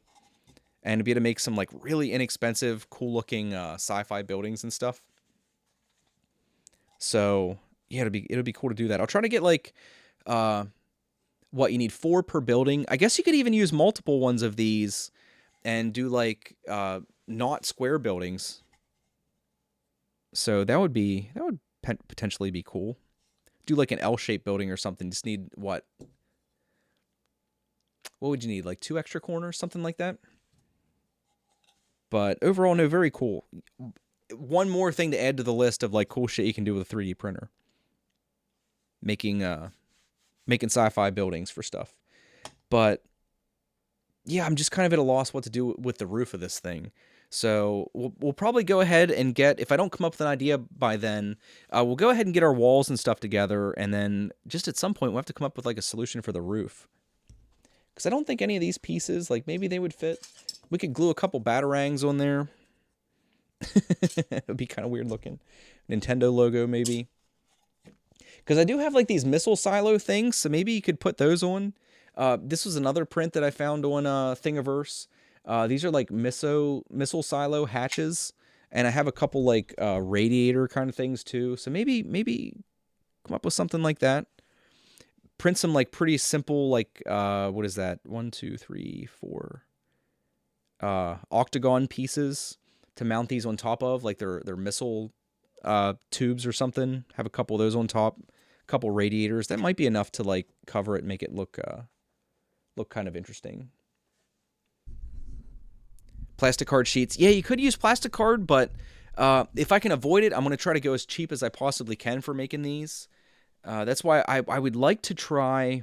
These slots are a little small for that, but I could always pull these into Tinkercad and resize them. I'd like to try to use foam board if possible, because that stuff's really cheap. Plastic card isn't expensive, but it's a heck of a lot more expensive than foam board. And I think with the amount of stuff we're going to put in here, foam board is going to, it's going to be pretty tough for this stuff. So, so we'll give that a try. I have plastic card here. I have a bunch of like hobby stuff like that. So, I'll have it on hand if we need to try it, but like maybe we might end up using plastic card for the roof just so it's like kind of thin, so it doesn't give us like a weird thickness on the sides and stuff that we end up having to deal with. So plastic might end up using like foam core for the sides and plastic card for the roof, and see how that goes. One thing we can do before we go here is we have our piece that we glued, and I'm kind of interested. I'm going to try to pry these apart.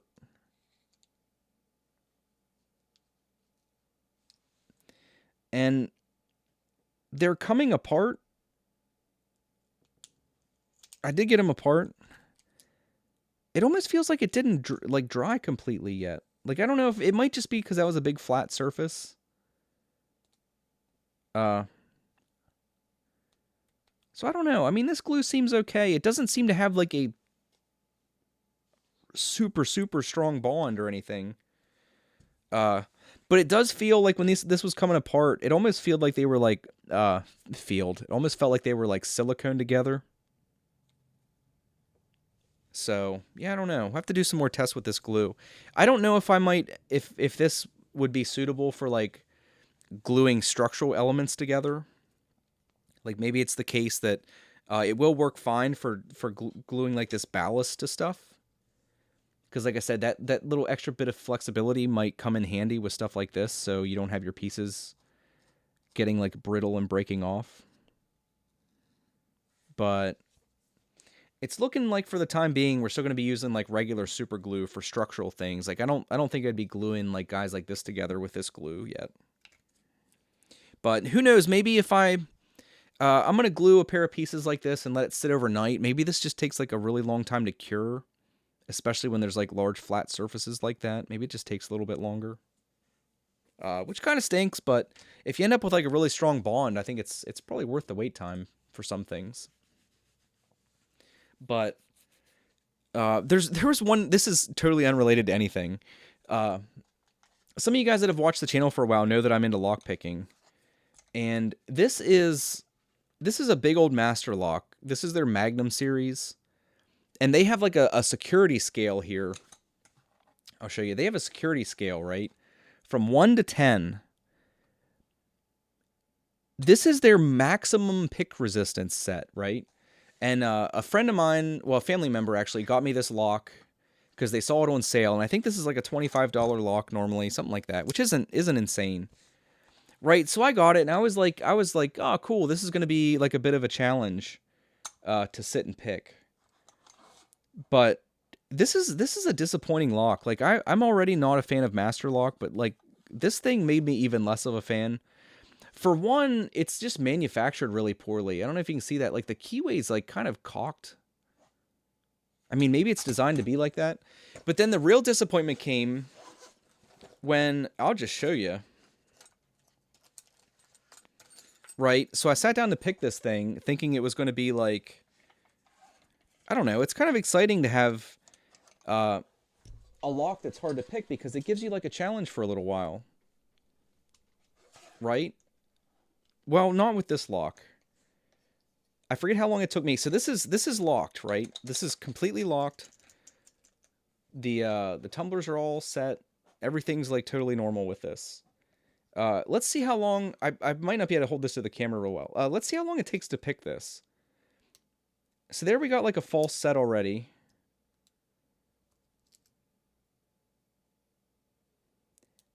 You can feel that this has some spool pins in it. Which is an improvement over most of the other master locks.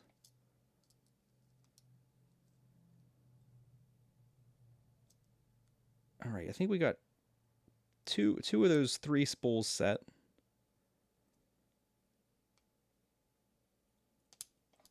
Look how ridiculous that lock is. I'm not even that good at lock picking. I'm not very good at lock picking, right? Like I'm an amateur. I've been picking for maybe like, I don't know, a year and a half or 2 on and off. That is ridiculous to me. That is absolutely like shameful that that lock is that easy to pick. Uh, all that has in it is 3 spool pins. For like a $30 lock that's sold as their like most pick resistant lock.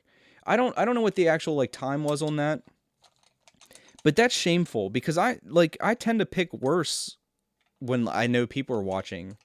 And I just sat there and picked that on the first attempt in what, like maybe 30 seconds. That was just a huge disappointment to me. What a disappointment, Master Lock. A 10. This is a 10 out of 10 on their like maximum pick resistance. Unbelievable. I couldn't believe that because I don't think I have it down here. Oh, I do have one over here.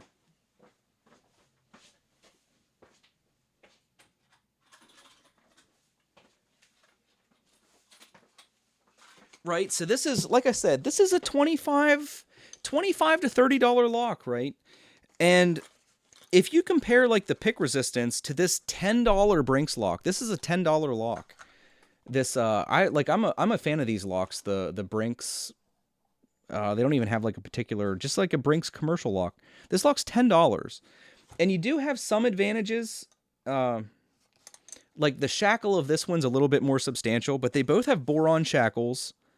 They're both like weather resistant. This one has approximately 9,600 pounds of shear resistance on the shackle. I don't know if this one even says. I wish I had a way to test that, because this doesn't really give any like numeric values. But this does have a slightly beefier shackle. I mean, it's not significantly beefier, but it could be the case that the metals aren't as good. So maybe this shackle's even easier to shear with a pair of bolt cutters. But this lock, I know it's when I was starting, right? This lock took me, no joke, because I'm kind of embarrassed to say, the other one of these that I had took me 3 months to pick for the first time. And like I said, I was starting, so I wasn't used to like serrated and spool pins.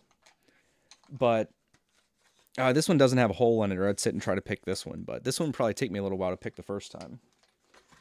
But yeah, that just blew my mind. I don't know if anybody's into lockpicking or cares at all about any of this stuff, but I don't have anybody to vent to, so I wanted to vent a little bit.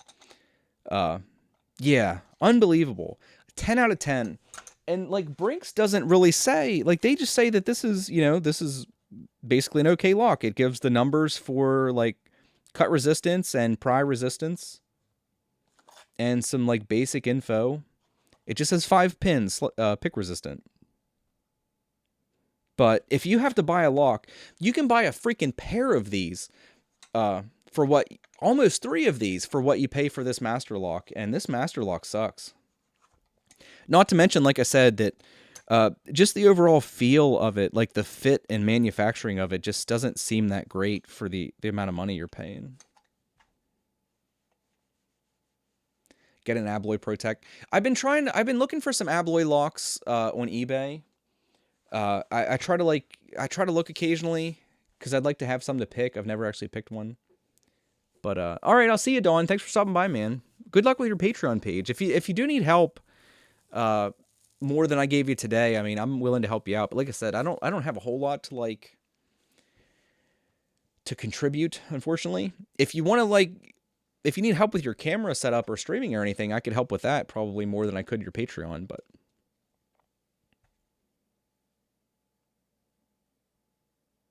yeah, Chris, I was the same way. Like, as soon as I learned how to pick, I learned how bad most of the locks that people use are. And it's kind of like I don't think these Brinks locks are the best by any stretch of the imagination, but I think they're really good locks for the money. And most stores carry them. Like if you go into a lot of stores, they'll have these hanging beside like similarly sized master locks. And if you're gonna pay, I don't know, if you're gonna pay damn near $10 for one of these crappy little like normal master locks that don't even have like a boron shackle, they just have like hardened steel shackles that you can cut with 12-inch bolt cutters. Man, definitely go with the Brinks because some idiot's not going to walk up with like a Bogota or a sweep pick or something and bump your lock open. Like you're not going to bump one of these open. I mean, you could, like bumping's one of those things. There's a possibility, but that's like a 1 in a million. These there are videos, I've done it myself. Like if you look on YouTube, there are videos of people like picking these with all kinds of ridiculous things. I've seen people pick these with like toothpicks. They're ridiculous. I mean, they'll keep absolute idiots out of your stuff, I guess. Like I would maybe put one of these on my medicine cabinet to keep my daughter out, but as far as like keeping something secure, like if somebody wants to steal your stuff and there's one of these on it, they're probably going to get your stuff, unfortunately. Combination locks. Yeah, well, there's a couple problems with combination locks. Most of them have really small shackles. Most of them just have like hardened steel shackles, so you can just cut them with bolt cutters. So you don't even need any skills to get in them. But as far as like picking them, there are ways to do it. Like there are guys that have you know what I'm saying. There are guys that have memorized the serial numbers and stuff, and there's like certain things you can do to open the combos. But the easiest way to get into most combination locks is like what is it, Pimpo? Pimpo just said, just shim them. I've never shimmed anything on stream, but it's definitely easier than picking. And locks like this, this one can't be shimmed easily. I don't know how exactly the inner workings of this are. I don't know if the clasps are spring or not. It didn't feel like they were held with springs, but these have ball bearing clasps at least. But like these Brinks locks can't be shimmed. They're pretty good as far as like shimming goes. Because for one, they're manufactured with pretty decent tolerances, so you don't have a whole lot of room to get shims in there. But like these master locks, they're real easy to shim.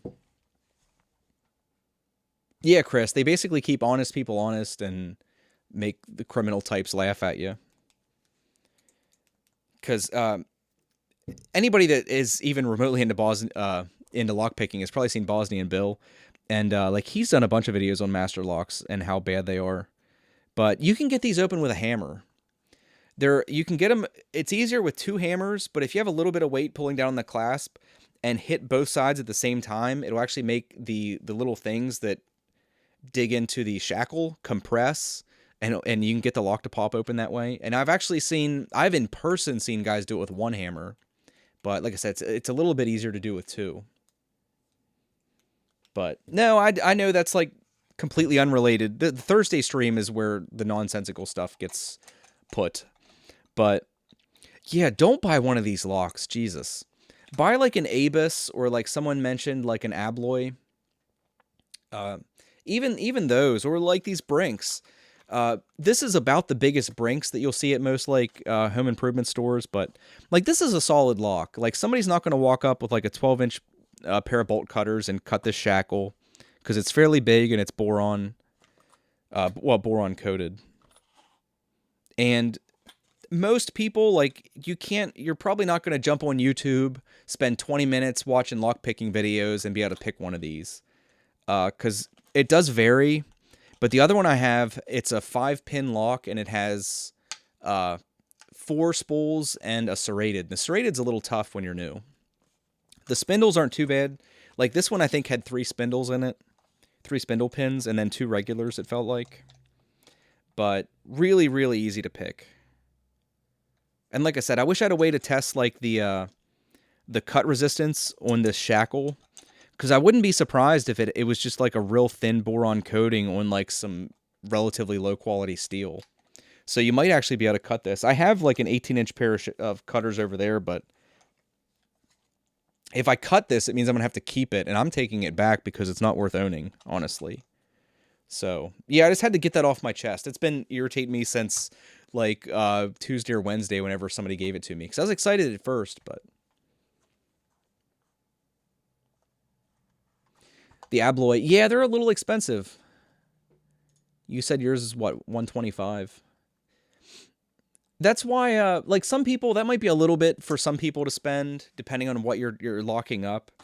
Uh, but that's why some of these other, like the Brinks, um, I forget the other one I mentioned. Like some of the Abus locks are a lot better than the Master locks, and they're still like competitively priced. Like I said, you could buy 3 of these freaking locks for the price of this Master lock. So how you can just have them all on there. Just put three different Brinks locks keyed differently on the same freaking thing instead of one of these, and you'll do a lot better job of keeping people out of it. At that point, they'll just go break in a window or something. But that's another hurdle to overcome with security. But yeah, that's it for today, guys. I'm done complaining. I'm gonna go grab some food, let this stuff sit.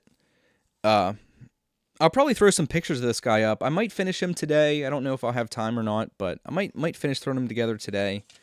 And if anybody's interested, I'll probably throw some pics up on Twitter. I don't know if anybody cares, but I'll throw some pics up of the kind of model assembled and get like a general idea of how he looks on his base and stuff. If you're curious, working with cork and all that stuff. But no, as always, like thanks everybody for coming and hanging out for a while. Like I said, I know these Thursday streams aren't like hardcore 3D printing stuff. That we did do a little bit, so it counts. But I just need to mix it up a little bit. I don't have a whole lot of time to do stuff in my free time, if you want to call it that. So some of this stuff, it's nice to sit and just like hang out with people, talk about some stuff, and get some things done for myself from time to time. So hopefully people slowly dig them over time. We're gonna do it for a little while. If it never catches on, we'll move on and do other stuff. But I'm gonna give it a try. So thanks for coming and hanging out with me. I say it every damn week, but I'm gonna spend most of the rest of today trying to get videos sorted out. So hopefully, for the love of God, I'll be putting a video up tomorrow. I'm like so far behind. There's so many things I want to make videos on. I'm so far behind. But hopefully this video tomorrow, and then as always, Tuesday at 10 a.m. Eastern Standard, we'll be doing a stream, be more 3D printing stuff. I don't know what it is. I have a couple ideas. Sometime in the near future, I'd like to try insulating the heat bed with some of these sheets of cork. Because like you guys know, my basement's cold. I know the weather's changing, but I'd like to try insulating the heat bed with a sheet of cork. But I'm kind of thinking I might wait until the 2S kits come out, and maybe we'll do it then when we're disassembling the machine to install some of that stuff. But we'll be doing something strictly 3D printing related on Tuesday. So if anybody wants to come and hang out again, we'll be here as always. Like I said, 10 a.m. Eastern Standard Time, 3D printing. But yeah, thanks everybody, and we'll see you next time.